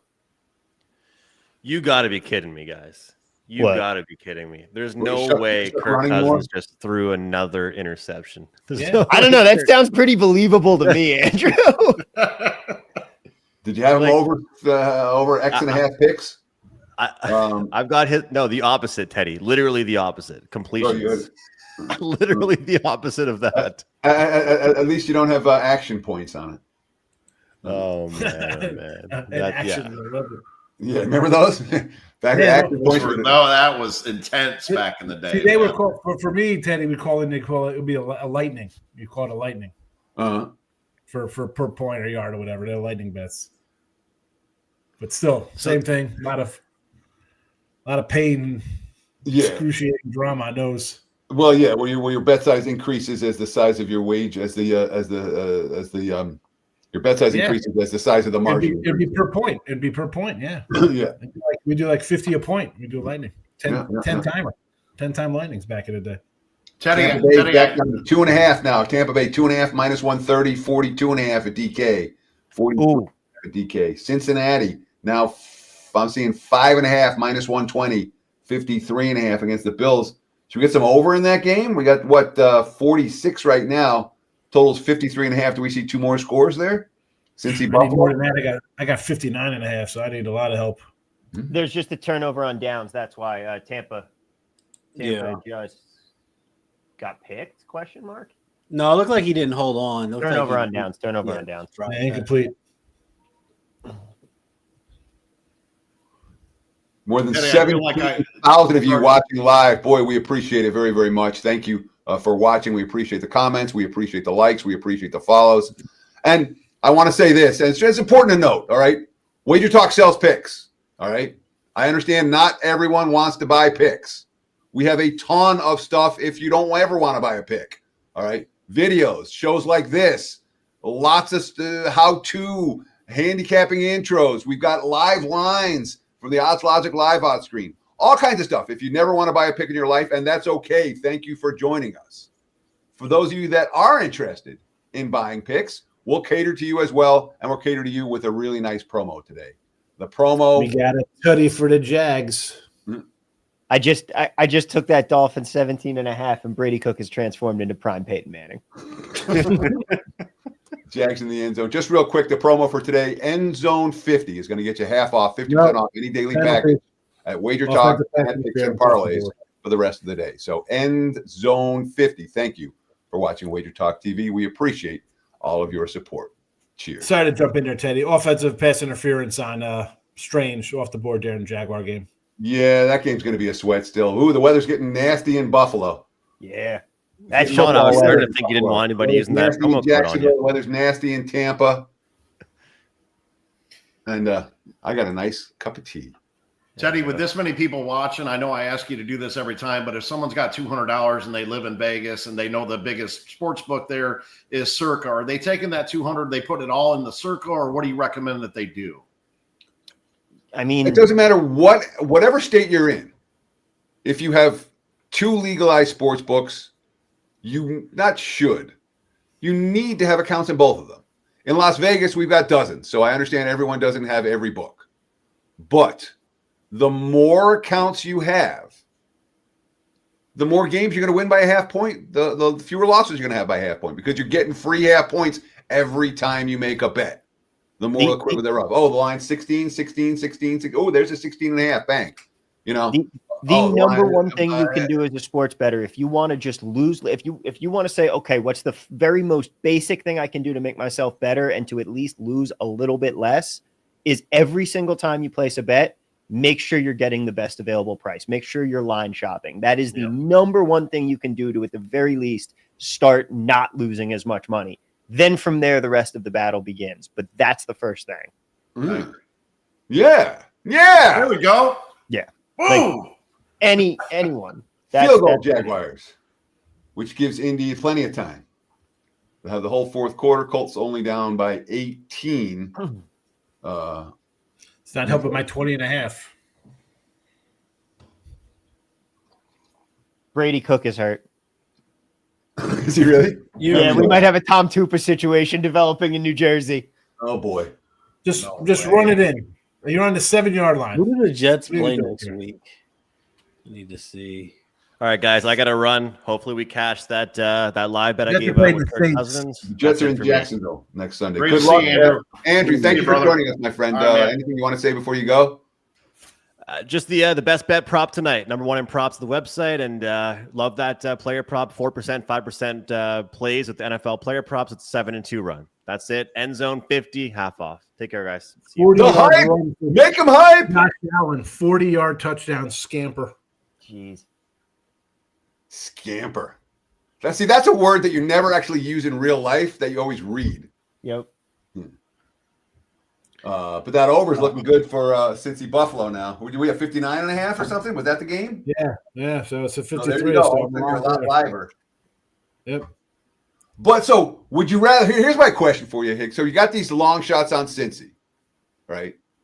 And you have over in this game. Would you rather win the over on today's bet and lose the long? Would you rather have the Bills score a touchdown and win the game, and that makes your long shots much less likely to cash? But you cash today's bet, or would you rather keep the long shots alive and this be the final score? I go long shots.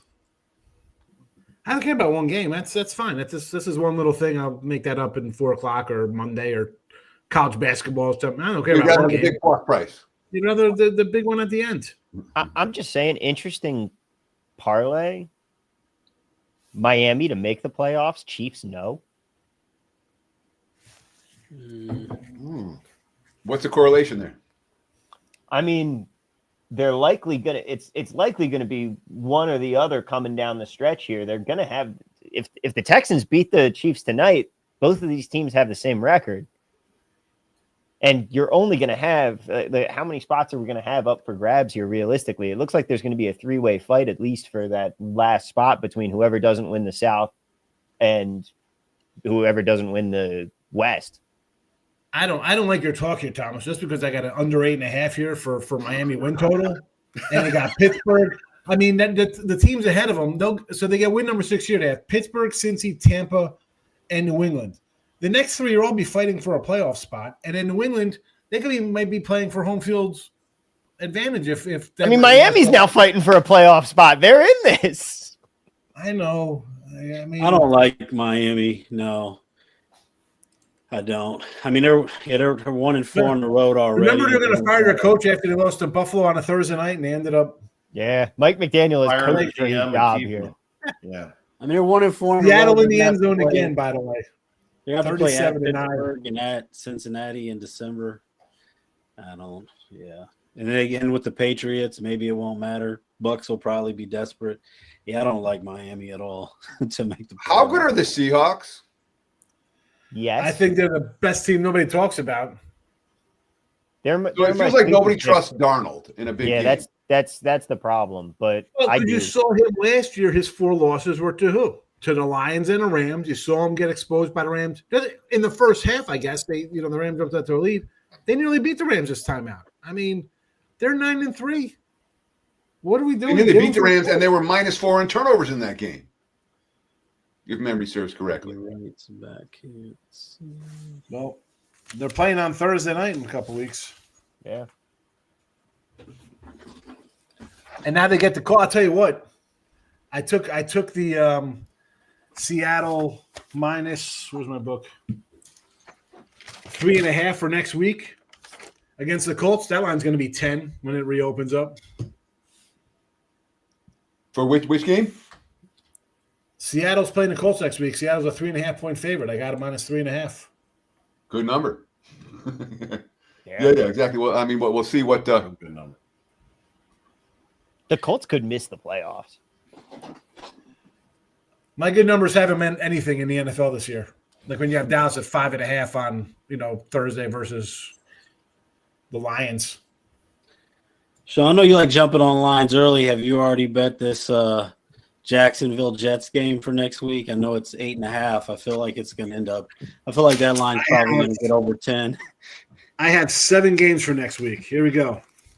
Jets plus 9.5. I took. Ooh, okay.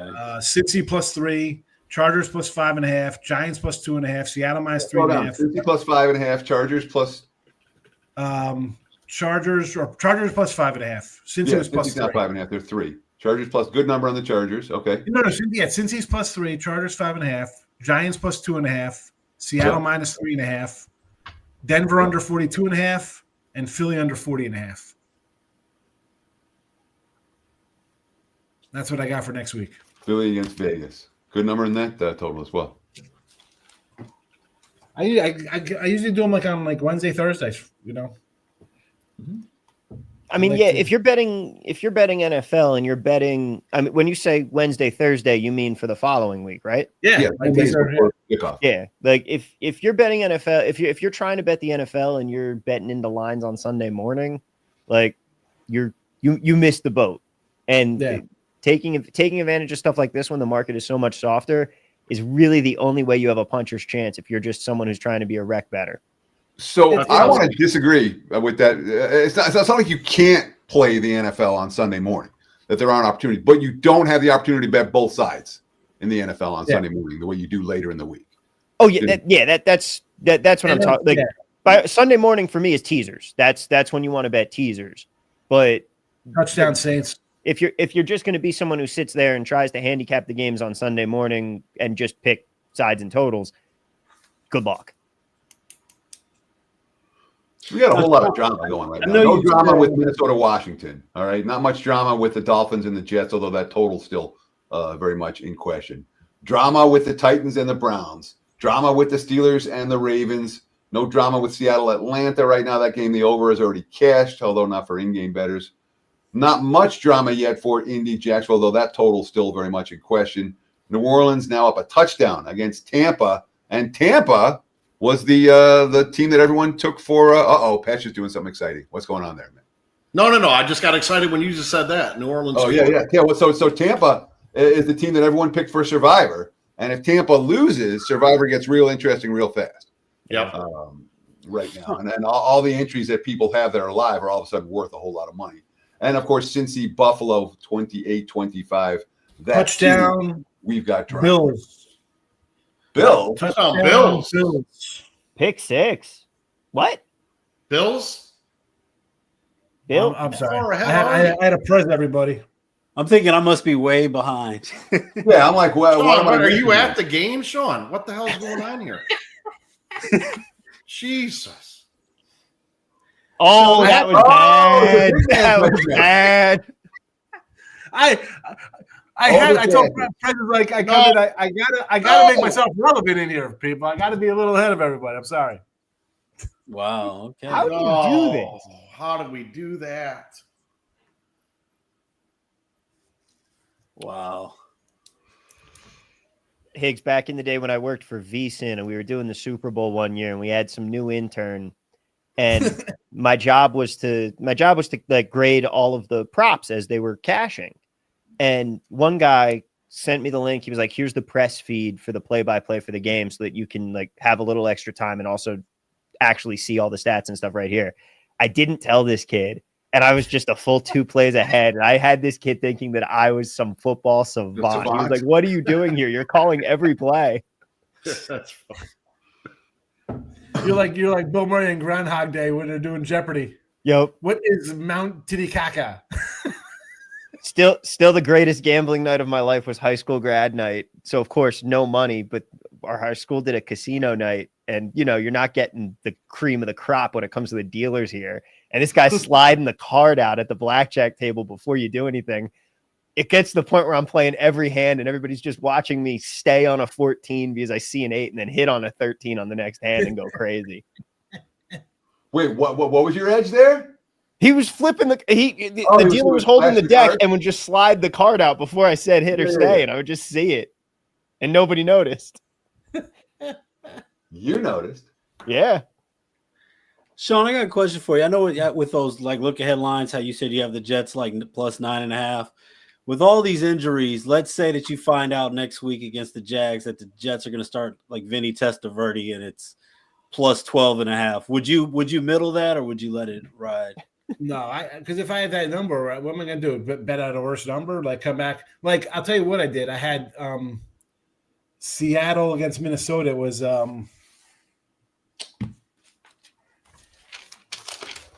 to my little book from last week. So I had minus 7.5 last week, and then it moved to like 13 when what's his name got replaced. So I was like, you know what? I'll go for like a 6-point middle, 5.5. I had to go the other way.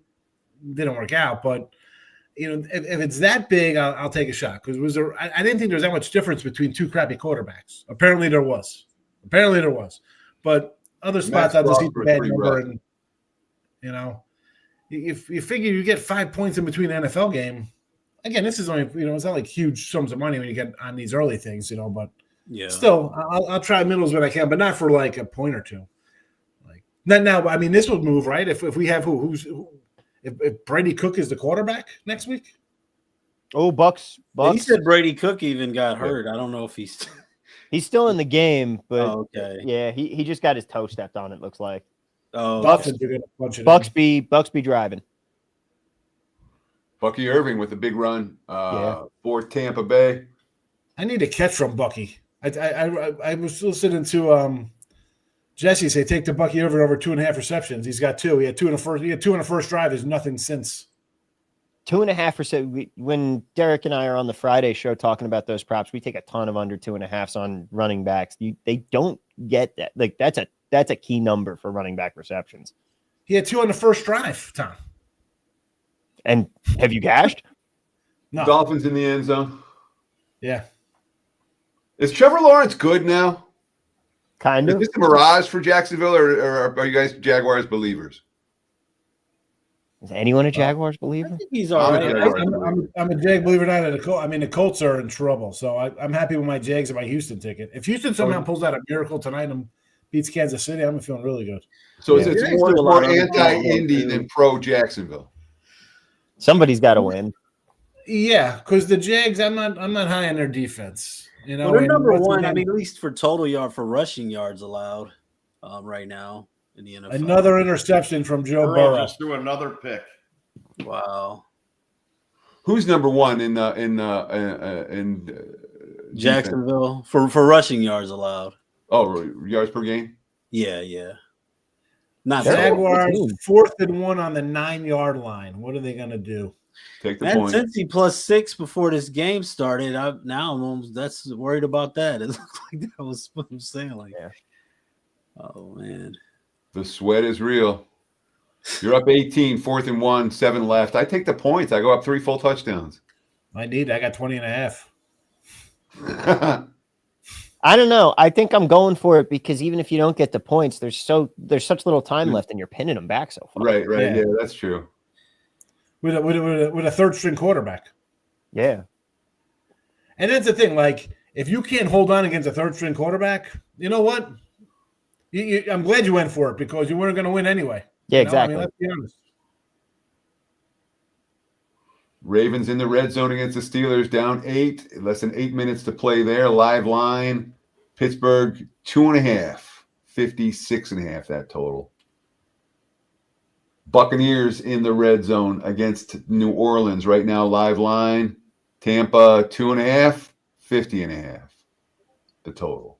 I need Igbokwe to haul in a touchdown. I need Bucky Irving to catch a flare out of the backfield for 3 yards. I do every week. I do the dumbest. 6. How about that? Who? Oh, Jackson under pressure, and no, he could have been sacked. Instead, he threw it away. Every week, I do a super dumb pick a touchdown score in every game parlay on MGM, like $1.75 to win 1.7 million. You hit one yet? No, I wouldn't be here. Yeah. Have you tracked how much you spent on it? $20 over the course of a full season, realistically. Oh, okay. So yeah. So what do you got today? Well, I need Terry McLaurin to catch a touchdown. I don't think that's happening. I had a couple guys get in early. Buka just had it in his hands. Oh, yeah. Wide open in the end zone and couldn't haul it in. Yep. But it's fun, you know. I mean, we're sports bettors. It's minus EV, but it's okay to have a little fun now and again. Sure, Penny. Yeah, and this for the vast majority of people, this is supposed to be fun. You know, for us, it's supposed to be a giant sweat, but for most people out there, it's supposed to be fun. Mm-hmm. I get it. So here's your question. All right, 7 minutes left. You're down by 8. You're in the red zone. 4th and 8. Do you kick the field goal? Yes. Yes. If you're down by 7, do you kick the field goal? I'm just saying they kicked the field goal, so that's why I said yes to it. Does it matter if it's 8 or 7? I'm going. Why are you making a one-score game here? I feel like you're down there. You have to go for it. I would say go. But 8 minutes left, that's a lot of time. Yeah, with Pittsburgh plus the points, there's nothing I feel better about right there than Baltimore kicking that field goal. Beautiful. Yeah. Beautiful. You know, music to my ears. Yeah, when you have a dog, you like field goals generally, or either side. You know, I want my dog kicking. I want my take we the want points when we can get them. Yes. You know, It is pretty fun seeing the Madden generation grow up and start to get coaching jobs now. Because that's how we're getting some of these like new decision making stuff about being more aggressive, about going for it in certain situations. I like seeing the change in coaching philosophy. I mean, could you imagine if there was a team that actually said we're just not punting and we're treating it as 4-down territory all the time, and you had like prime Peyton Manning with 4 downs to work with? They went for it and did not get it, the Jags, by the way. No, but you're right. The ball's inside they're inside the 10. So yeah. How about the big difference for total bettors though in that game? The total in that game closed 45. They're at 44 right now. Bucks kicking a field goal. Boy, the Browns. Teddy, how about this? 6.5. How about the Bengals? You're sitting pretty with like whatever points you had, a plus points, and now the Bills are about to go up by 10 if they score a touchdown to go for 2 to make it 10-point game. Wait, how did the Titans just get the ball? I'm looking at all this. It looked like they were just kicking it to the Browns. Browns fumbled. Fumble! Fumbles! Wow. Bills knocking on the door. Yep. Jennifer Yasinowski. Thanks for the comment. Thoughts, guys? I have Jacobs anytime touchdown and Mahomes over 23.5 rushing yards this afternoon. Yes, I like it. Yeah. And Jacobs. I hate anytime touchdown bets. I'm not an anytime touchdown guy. There's so much juice packed into those. The Mahomes over 23.5. I like that. Yeah. Much for the over-under. The edge and short on their corner, Yeah. Riley Leonard not sacked for a safety. It sure looked like it. But apparently the ball got out of the end zone. Aaron Rodgers throws it in the dirt. Snow swirling in Cleveland. Yeah, Did anyone really like points with the Browns this week? Like that's the thought. Like when you see a line like that, you're like, yeah, that's. I understand it has to be there. My line came higher. My line was like 4.5, 5 for that game, and I'm like, yeah, I want no part of it. You can't take that. Yeah. Anyone that laid it with Cleveland? I unfortunately laid it with Cleveland. I'm not gonna. I laid it with Cleveland. I looked at it similar when they played the Dolphins this year, and I stayed away with that one. But yeah, I thought that their defense would really do more here. But I mean, a couple turnovers really killed them. But that's also what happens when you got rookies out there. I mean, Shador threw a pick. He had a rookie. Whoa, batted pass for the Steelers, and that turns into a Ravens turnover or a Pittsburgh turnover. Oh, my gosh. The Ravens have the ball inside the 35 of the Steelers. Do they? 38-28. Refs are signaling. Yeah, refs are signaling Ravens ball.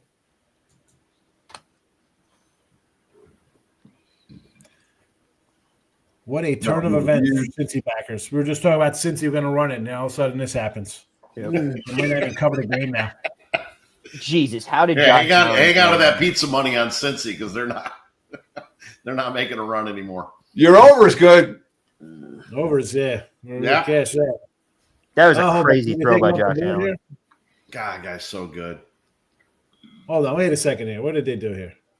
They came off the The board. Bengals are 2 games behind. So the Bengals, if they win, touchdowns they'll off be the board. games Touchdowns behind the off the Ravens Steelers winner. Oh yeah.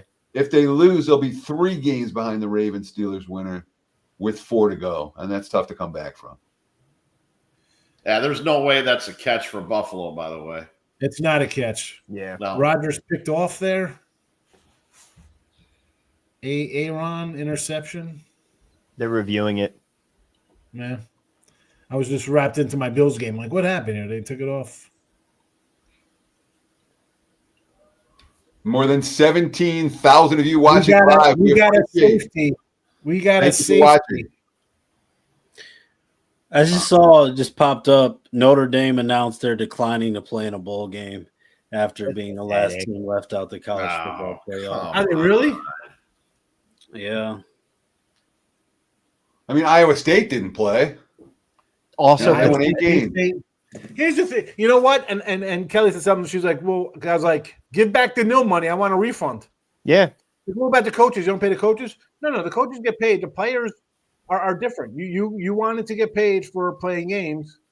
No, you give your money back. You can get or some of it back. I want a game per diem. Teddy, you agree with this Buffalo call here, going for it on 4th and goal? Well, Yes, work. They can go up 7 with a field goal. So you're good. Yes, I definitely agree with it, but only because I saw what happened. Sean's way ahead of us. Um, Oh, man. But yeah, so I like the concept of let's win the game right here. And when you're inside, what were they at the 1 yard line? No, they were at the 4. When you're locked in tight, the advantage of pinning them deep is very real. So I don't mind the call. I don't, and it's also out of respect for Burrow. You know, you don't want to be. That's what it is. It's respect, you know? for Burrow, because It's respect because they're like, you know what? If we punch it in here, you got thought more. Maybe we get another interception and make our defense look good. It's also respect for Allen too, because Allen's just he's on another level. Sure, there's still some pretty good quarterbacks in this league. The Saints are going to win this football game. Is Shuck over? Did you cash that yet? That wasn't me. That was McGinnis. Oh, McGinnis is gone. Yeah. You guys are all the same to me. All you know. Hey, Teddy, you mind if It's just like people in Vegas and there's outsiders. Mm-hmm. Teddy, I'm going to pop in real quick. Here. I've got a 5% play out there right now that kicks off at 425. And also I've got a late pack, 2-pack with a 4% and a 5% play.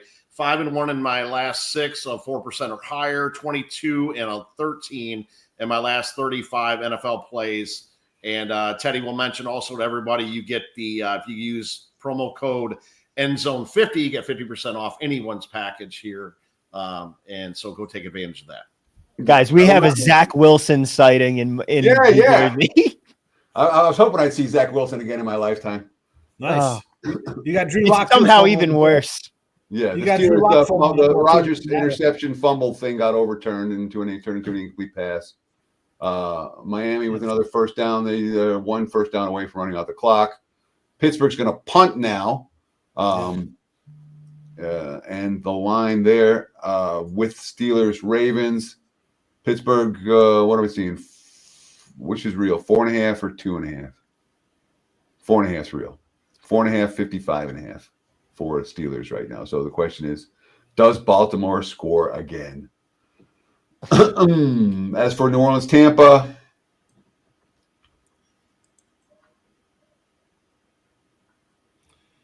Do the Bengals punch it in? Do they get a garbage touchdown, do you think? Is there a yes-no on You this? give him 4 downs like this and snow where we know where we're going and the DBs don't, I think he punches it in.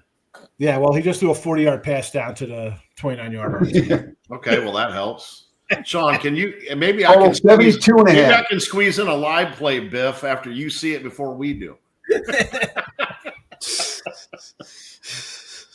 Jaguars on the Colts 28-yard line. I need at least a field goal here to cover my 20.5. I need a sports almanac. That's what we need, Teddy. Here's a stat we for can you. And a retire. time machine. Shut her down. Yep. Here's a stat for you. Sam Darnold breaks Tom Brady's record of most wins in consecutive seasons with different teams. Oh, Hall of Famer. Run that back again. If you do something for the first time, does that make you a Hall of Famer? Ask Philip Rivers. So Brady's wins with his last year in New England and his first year in Tampa were just superseded by Darnold's wins last year in Minnesota and this year in Seattle. Sure, last year they won 14 games. Yeah. And this year now they won 10. After today, 4 games left for everyone. These are the last buys today. Yep. Wild how late these are. The post-Thanksgiving buys, the Week 14 buys, yeah. Fantasy football playoffs start next week for some teams, for some leagues. Yeah, last 3 weeks. Yeah. All right, big field goal attempt coming here for the Jaguars. Big field goal attempt for some in the chat if you're like 20 and a half. Big. They got it. They got it. Ravens driving to try to win. They scored on each of the last 4 possessions under 5 minutes there. Baker Mayfield sitting on the sidelines with the rain pouring down on him. They're getting close to 2 minutes. Bucks out of timeouts. 2nd and 10 for the Saints as they look to wreak havoc. Touchdown Bengals. Sean probably knew that 5 minutes ago. Yeah, I didn't. I saw Higgy Bear get in. I was more worried about my 20 and a half. Sean, can you tell me what happened in the Cincy game that I won't have to watch it? You know what happened already. Let me just. Yeah, T. Higgins. I just said he caught a touchdown. You know what happened already. You don't even need to ask. That was a nice catch. How much time left in there? 2:13 left. That was a really nice catch. Have 1 timeout left. I guess they'll onside here. And they'll go for 2. That's a pretty big 2-point conversion. 2-point conversion is the single most important point spread play in football. Agree or disagree? I guess if you're going to use it, yeah. If you're not, if it's that point in the game, it's very important. Yeah. I was like this. So the 2-point success and the success or failure on the 2-point conversions also affects everything after. Mm-hmm.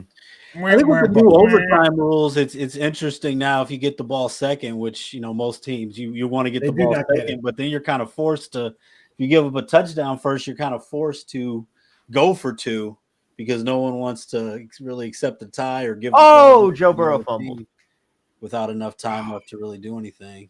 David, you know what? It's funny you bring that up. Teddy and I are on opposite sides there with the overtime, with the 10 minutes left in overtime now with the new rules. Teddy and I are opposite sides. I think it's almost an automatic that you take the ball. He completely disagrees with me on it. And I just think that you don't promise yourself that second possession, definitely not a third in that scenario. So my thoughts are you take the ball in that scenario, and Teddy definitely disagrees with me there. Sure, I want to know what the other team did, and I want to know I want to have the 4th down, and I want the ability to go for 2. Right. If I think the defense is gassed on the last play of the game. I'm Team Teddy on this one. Yeah. Oh. Also, these overtime rules are just like, do we want more ties? Is that the plan? Because that's what we're getting. Yeah. I don't think that more ties. So the tie this year was 40-40. That was arguably the most entertaining game of the entire season. That's what bounced me in Circa. And ties, if you're betting unders and your season wins, you love ties because unders aren't wins. But Jim, that's an interesting point because we never really had this before with these rules. So the fact that we've never had where 2 teams could score in overtime and the game could keep going. Yeah. So that definitely gives something to think about. I always was thinking, of course, you want the ball first, you know what you need to do, similar to college. But yeah, if you score, you're kind of forced. There's 3 minutes left in the game. They score a touchdown, you score a touchdown. Now you have to go for 2. Yeah, I just tell you, man, you start looking at that clock with 10 minutes, tick, tick, tick, tick, tick. It gets there to 3 in a hurry. Yeah. And then the team that kicks off, they're not going to see that second possession as very often. So I think you get the ball first, though. Agree, Teddy. There it is. That's all you need to know. There's the chat. The chat's with me, man. Chat's with Teddy. All right. I get the logic on the about clock, the Texans and the Chiefs tonight. Any opinions on Kansas City, Houston late game? I did not. Well, I've got a play on that one. Also, I've won my last 4 primetime NFL games, so I do have a play on picks and parlays for that game tonight for the Texans and the Chiefs. Chiefs money line. Any interest in -$2 on KC? You can find that again. Looking at the Odds Logic live odds screen, it's -$2 at Superbook, -210 at Circa, -225 at FanDuel. It's up to you. You can lay whichever one you want. You know, -$2. If you like Kansas City, Teddy, I think you got to take the money line the way they play. Like it'll be like the Colts game. I mean, like you I'm laying 3.5. I don't want laying 3.5. But the move is to in-game when Houston has the lead and looks like they've got this thing in the bag, and then is going to do something stupid and lose the game. Here come the Colts to really screw my pooch. That's a good point, Tom. You feel like it's hard to see Kansas City losing, but you know that at some point in this game that the Jeff, they're going to get us. They're going to get your in-game lead. under. I jumped on with you 55.5, and they're going to screw my 20 here. Well, I've got 17.5. I'm sweating. Brady Cook said, I don't know how many passes I'm going to get to throw in this league, so I am chucking it. Which you wonder why the guys that have that opportunity don't. Yeah. Take that. It's like, oh yeah, let's Yeah, check but down you know here. what? Is that more on the coach, Teddy? He tells them just to like hand the ball off or do some kind of garbage screen pass. You know, I think that's Some also of it your is that. crappy Some of coach. it is a quarterback's a little bit gun shy. You know. Yeah. Seen And it it's also before. they'll be more conservative in games where things actually matter. But like the Jets, let's face it, the Jets don't have to win this There game. you go. Sure, why not Here comes gunsling? the prevent prevents you from winning any bets. The prevent defense. Here we go. Who's this? Riley Leonard? Down to the 18. Not even at the 2-minute warning yet. We got drama, guys. We got drama. Let's see. No drama for Miami and the Jets. All right. We got drama in Tampa. Their We got drama Bucks in are Pittsburgh. on their own 20, 2 minutes to win. Drama in Baltimore. Ravens on the 13-yard line. My clock's got a tick, man. I do not want Aaron Rodgers throwing for the win. I'd have to 3 sweat out minutes. that A lot of last time drive. in that game still. Zay Flowers with a nice catch and run. Mm-hmm.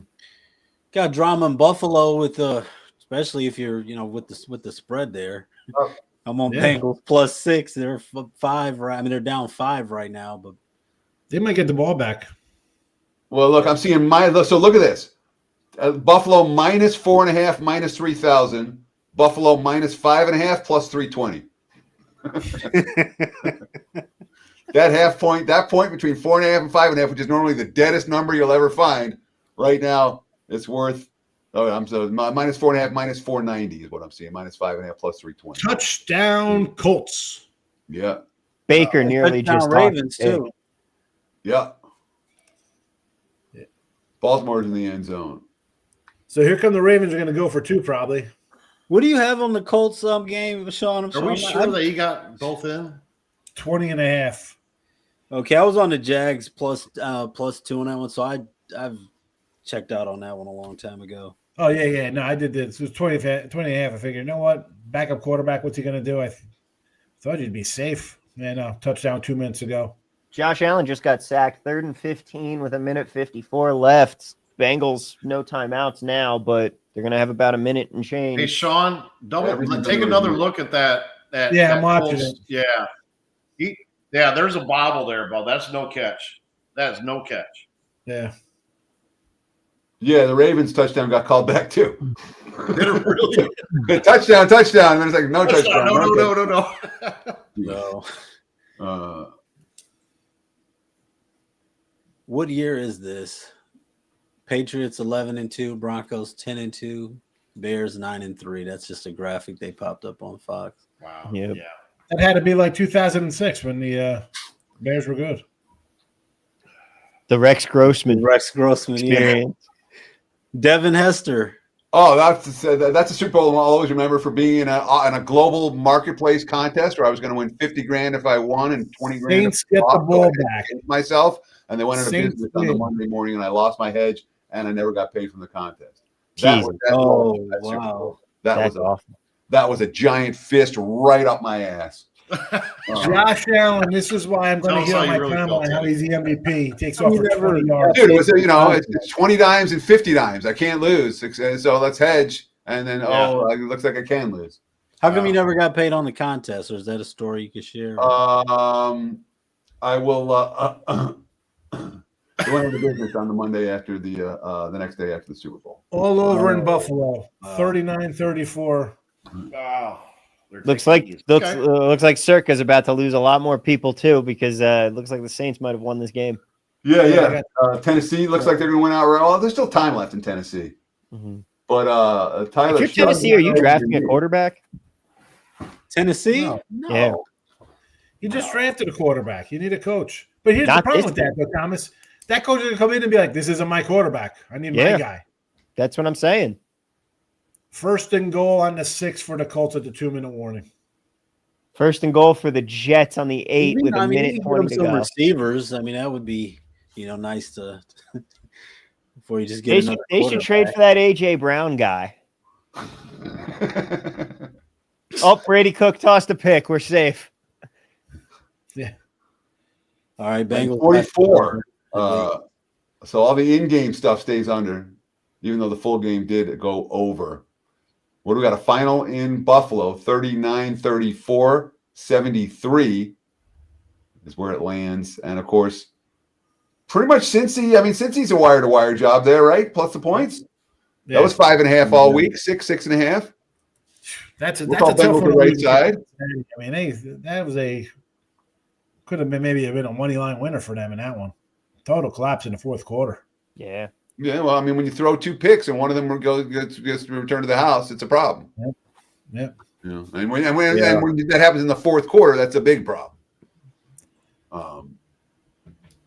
The Bucs lost to the Saints, man. Big day for the Tank Bulls. Big day. Absolute carnage survivor. Yep. But it was that way on Thanksgiving weekend too. So very good day for the Jets. I don't think there's a Steelers hold. Steelers look like they're going to win this game. What you guys think, Commanders? You think they should just shut down Jaden Daniels? I'm not sure there's a point in playing him anymore. He already got hurt in this game. He's probably the might well get shut down. Yeah, he lasted a half. If only they had like some kind of learning experience or lesson about playing your quarterback when you really shouldn't to look back on and he really didn't need to play today. I mean, no, it was pointless. He did not. But it's Washington. They've never done something like that before. my giant 2.5 is going to look good because they're going to go off as a favorite next week. Yeah. And even before he got hurt, I mean, he wasn't playing very well. I mean, it wasn't going well today. It just didn't make sense. Mm-hmm. Broncos and Raiders have kicked off right here in Las Vegas. Nothing right now. Looking at the odds, Logic Live odds screen. Denver minus 8.5 live and total 39.5 juiced to the under for Broncos Raiders. That is kicked off. Chicago, Green Bay, Rams, Arizona also coming in this 1 o'clock hour here on the left coast. And of course, Houston, KC tonight, Philly and the Chargers tomorrow. I have a free play video up on my homepage, WagerTalk.com, which is the free picks page for the Rams and the Cardinals, as well as for Monday Night Football tomorrow. Lots of free content from WagerTalk.com. We appreciate the more than 17,000 of you who are watching us live, as we do each and every Sunday for the first set of games. We have guys, we bust each other's balls, we talk about sports, we talk about life, we talk about betting, and we grade ourselves. Speaking of grading ourselves, let's take a real quick recap. Higgs, Bengals +7 second half, +3 full game. They lose by 5. Missed 2-point conversion screws you on that one. Yep. Minus 2.5% for Atlanta. That was a right side. Steelers +3.5 full game. I like the way it's looking, but it hasn't cashed yet. Saints +6.5 full game. Mad Russian. That looks like a right side winner. He also has under 55.5. I didn't write which freaking game it was. That's the loser. Jacksonville's the loser. Jacksonville gets to 57. Jeez Louise. And Tom, you got the Dolphins -17.5. They win by 24 against the Jets. So overall, for the late stuff that we did together, that would be a profitable stretch. When it comes to the stuff you guys did before I came on air today, Washington +3.5. No, That's Jesse Shule. That's not good. Over 40.5. JM, whoever that is, they didn't win. Bills plus 2.5 winner. That's Adam Trigger, maybe. Seattle under 35.5. Prez, did he cash that? 37-9. He did not. Kirk over 163.5. They go for 2. That under's alive, Jeff. You cash that in-game under. And Baltimore plus 106. Prez loses that one as well. So we get to make fun of Prez. Touchdown Browns, not done yet. Did I love you guys too? 55.5 cashes. Did I get 55 and a hook on that, Teddy? Yes, 55 and a half to winner. All right, I'm still alive here. Hang on. You got it, Hero. That's I mean, unless they get the freaking onside kick, but come on, we should be all right here. With about 8% chance. Yeah, the worst beats. So football, the worst beats are only coming with an onside recovery. It's unbelievable. Yeah. What's the number on that? Is it like 8%? I think it's 8%. I think it's less than that right now. Is it really? Format. It's low. Yeah, it's crazy.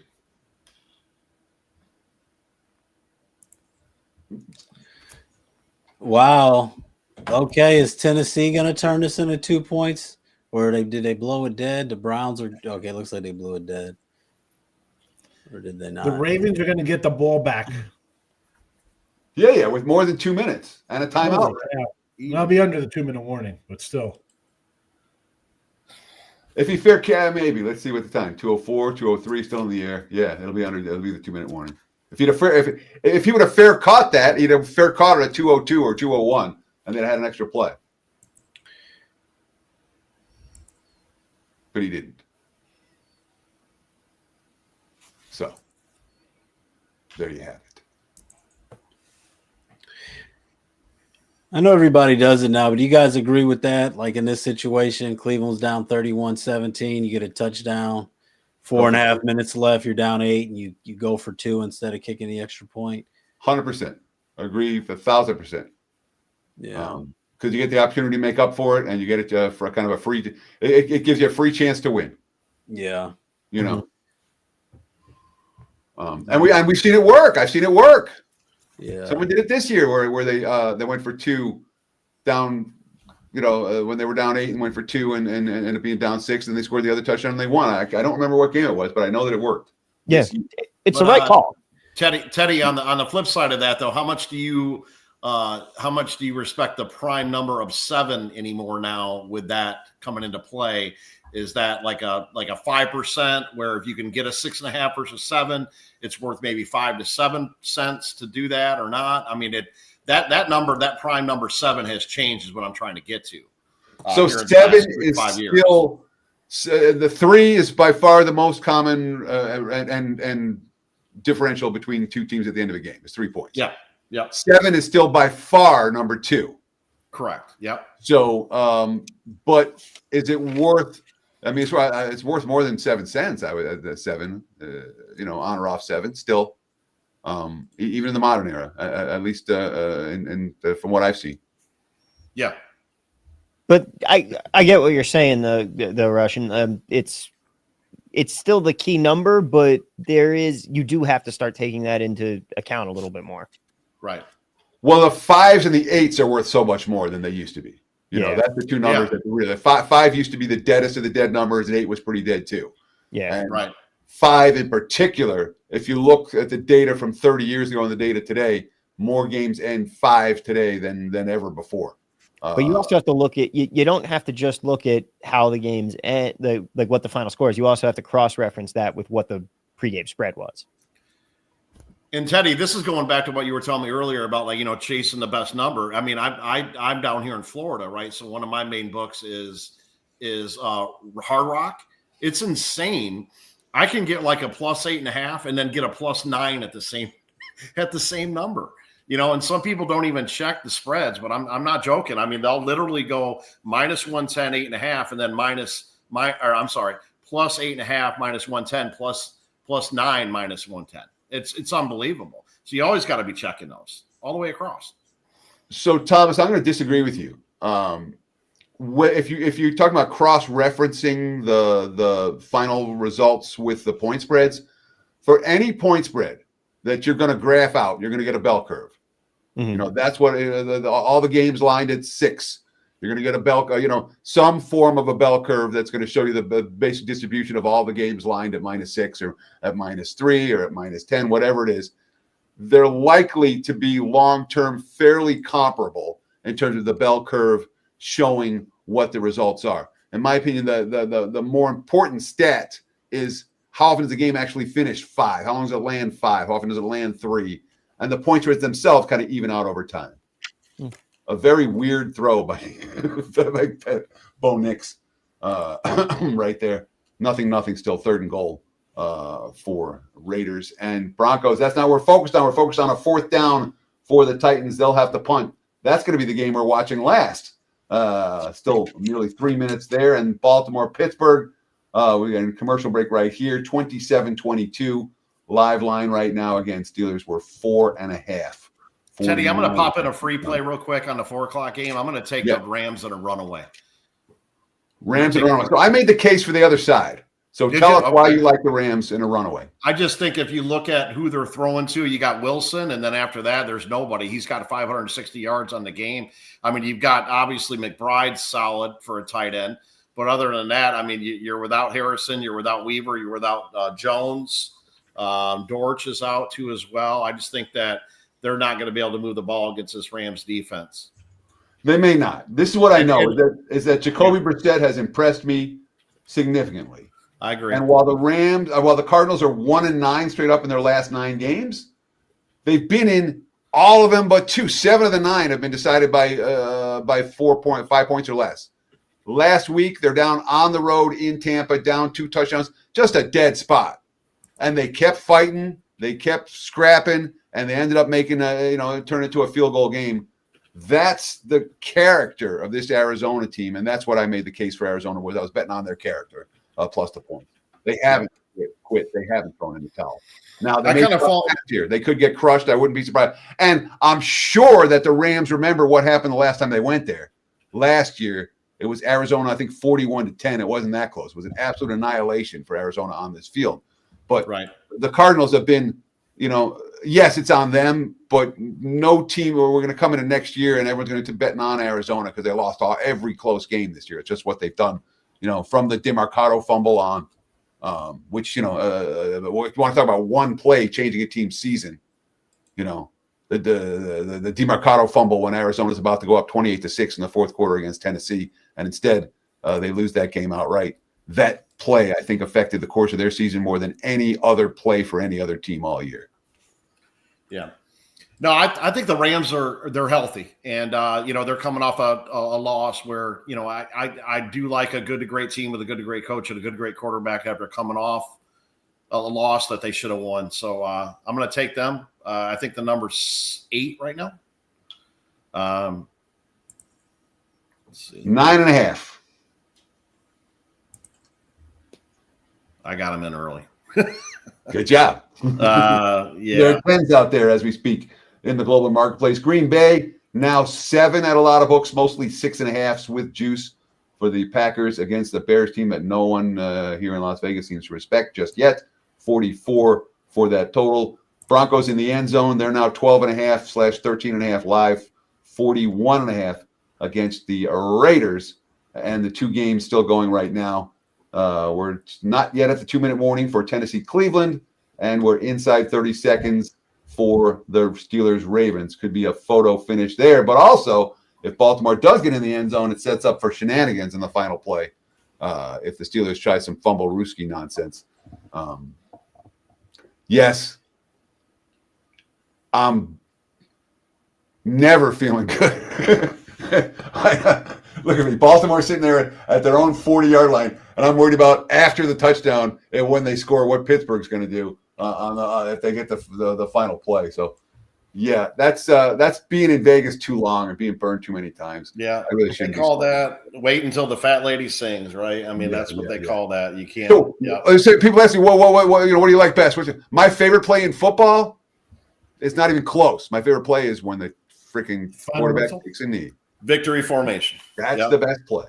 That's the play where you're like, I won. And I never lost.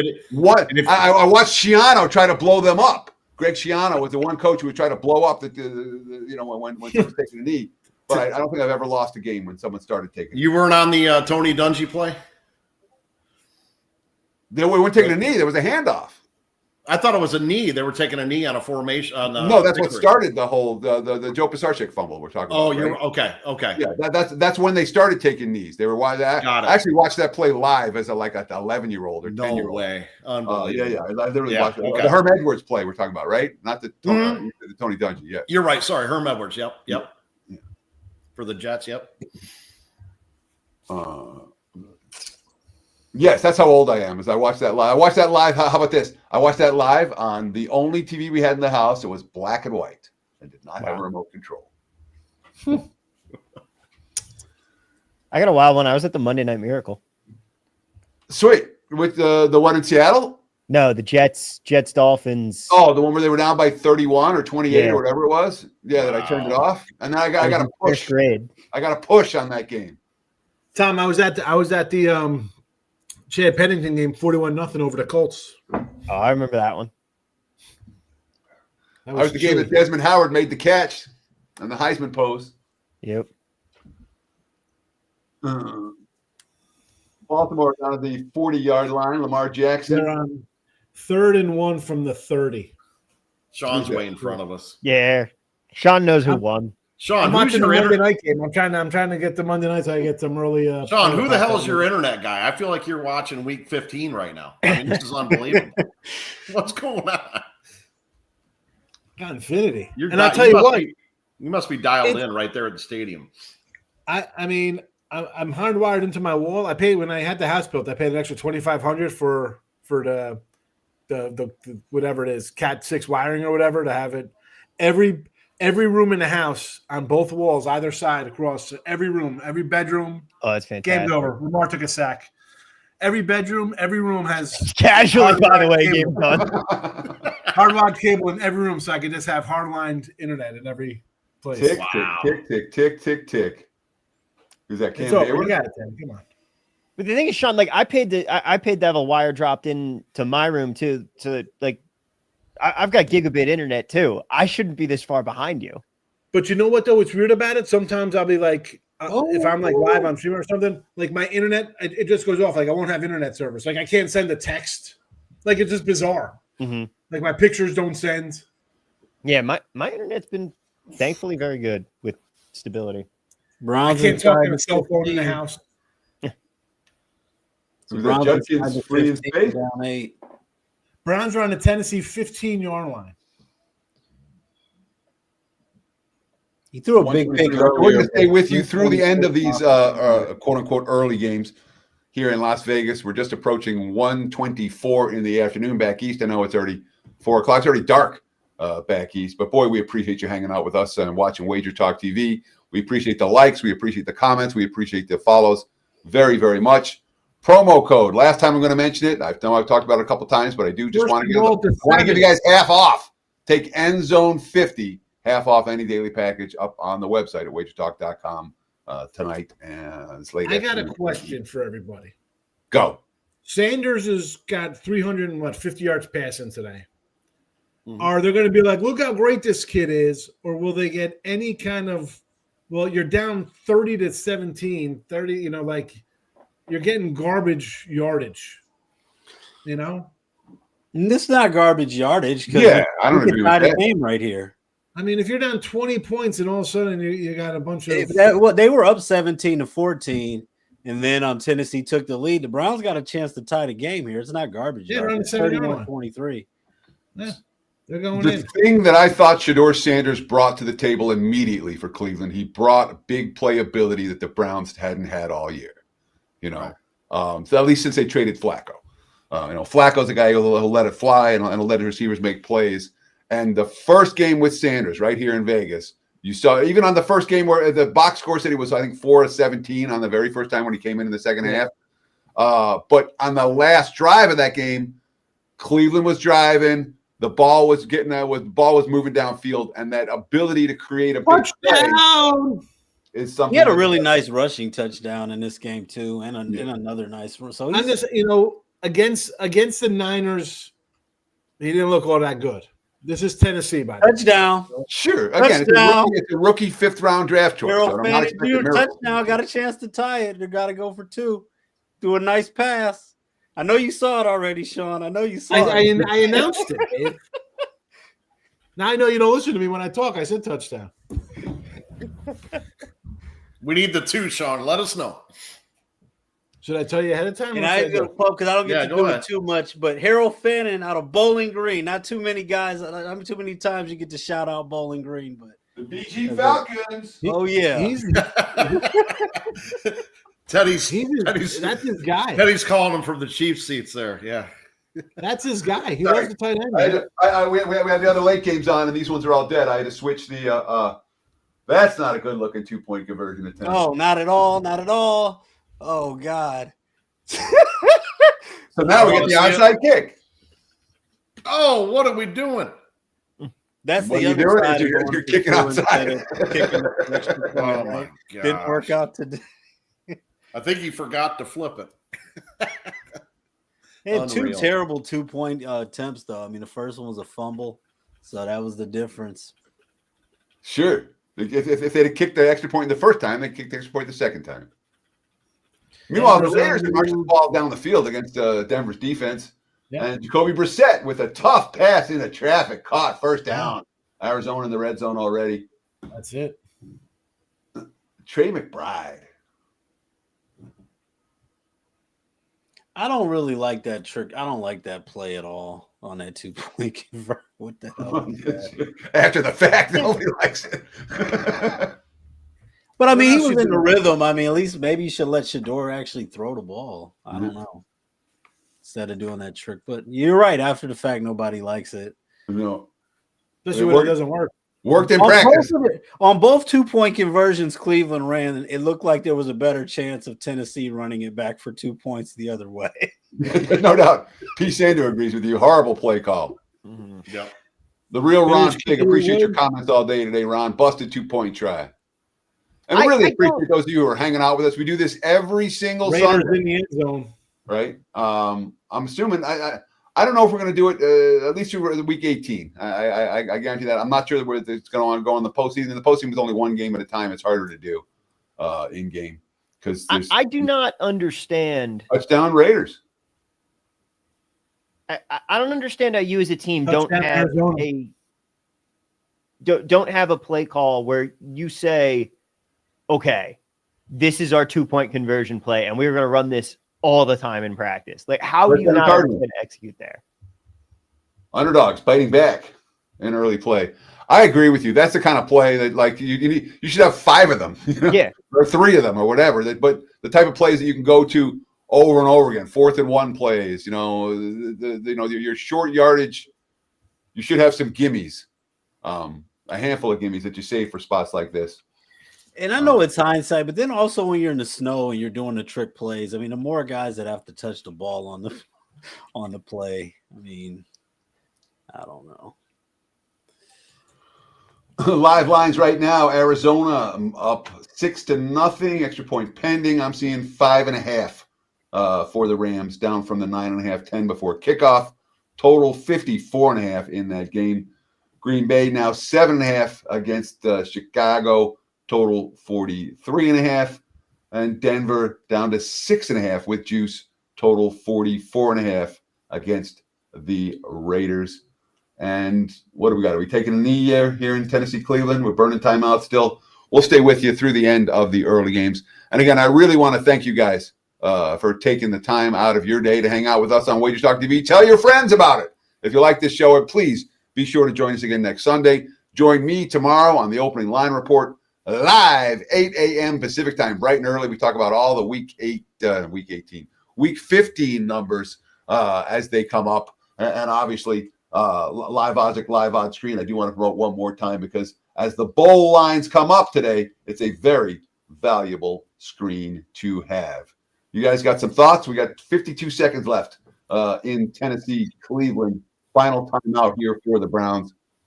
Any thoughts that you'd like to share with our audience as we approach the finale of this show? Well, I mean, it's out of the fact I'm a little happy. I did make a mistake, probably jumping on the Browns 3.5, but when they fell behind, I took the Browns plus 3.5 live. So Never I in was a doubt. little extra excited about that touchdown. At least it kind of washed out there for me. And I do have a best bet tonight going in the game between the Chiefs and the Texans. So the end zone 50 promotion, you can check that out on picksandparlays.net. I do have a Sunday night football play tonight. And I have an NHL play too, if anybody is interested in that. They all cash the same 4-1 on my last 5 hockey plays. 2 of those wins being underdogs, not just taking big favorites and all that. So if anybody's interested in some hockey, there's a best bet over there too. Go Teddy, follow thank you Picks so and much for Parlays and hosting, hit that man. subscribe button, please. Teddy, thank you for hosting, man. We really appreciate it. Sean, David, Thomas, great to see y'all. And it's been an awesome time. Really appreciate everybody. And thank you for we do this every week, right here on WagerTalk TV, every single Sunday. Again, 1 o'clock Eastern, 10 a.m. here on the left coast. And we'll go as long as the early games go, we'll be here. Looks like the Titans ran off most of the clock on that last play. They are going to have to punt on 4th down. They'll take it down to 1 second left and then 2 seconds left before they punt it. So there's still a chance for a key kick. Yeah. No, I was going to say, if they were back on their own 30, we got a chance for a free kick, but that's not going to happen. Yeah. Well, they'll. All right. So no, there's still 2. I was going to say they could take a safety, the intentional safety, but they can't. They're only up 2 and boom. No, the clock has run they're out. way too for. Yeah, there's no. They punt it straight in the Now, the air. two-point game, Maybe we can get a free kick. Who knows? Fair catch. Chuck Finley asked, he tried end zone 50, not working on WagerTalk type. It is only for selected handicappers. I believe it was for everyone. I'm certain it was for everyone who was on this show. So anyone who was on the show early or late today, I'm certain you can use it. I apologize if it didn't work for you. If you have any issues, and that's the deal. If you have any issues, our customer service team is literally second to none. Just email service@wagertalk.com and they will take care of you in short order. So thank you guys for watching very, very much. Best of luck with all your bets tonight, tomorrow, and into the future. And subscribe to WagerTalk TV. Have yourselves a great day. Cheers. And thanks for helping me on a good day for Teddy Covers clients. We delivered the 3-0 today, which is exactly what we're trying to do. Cheers. Have a great day, guys. Been a pleasure, guys. Thanks. Thank you, guys.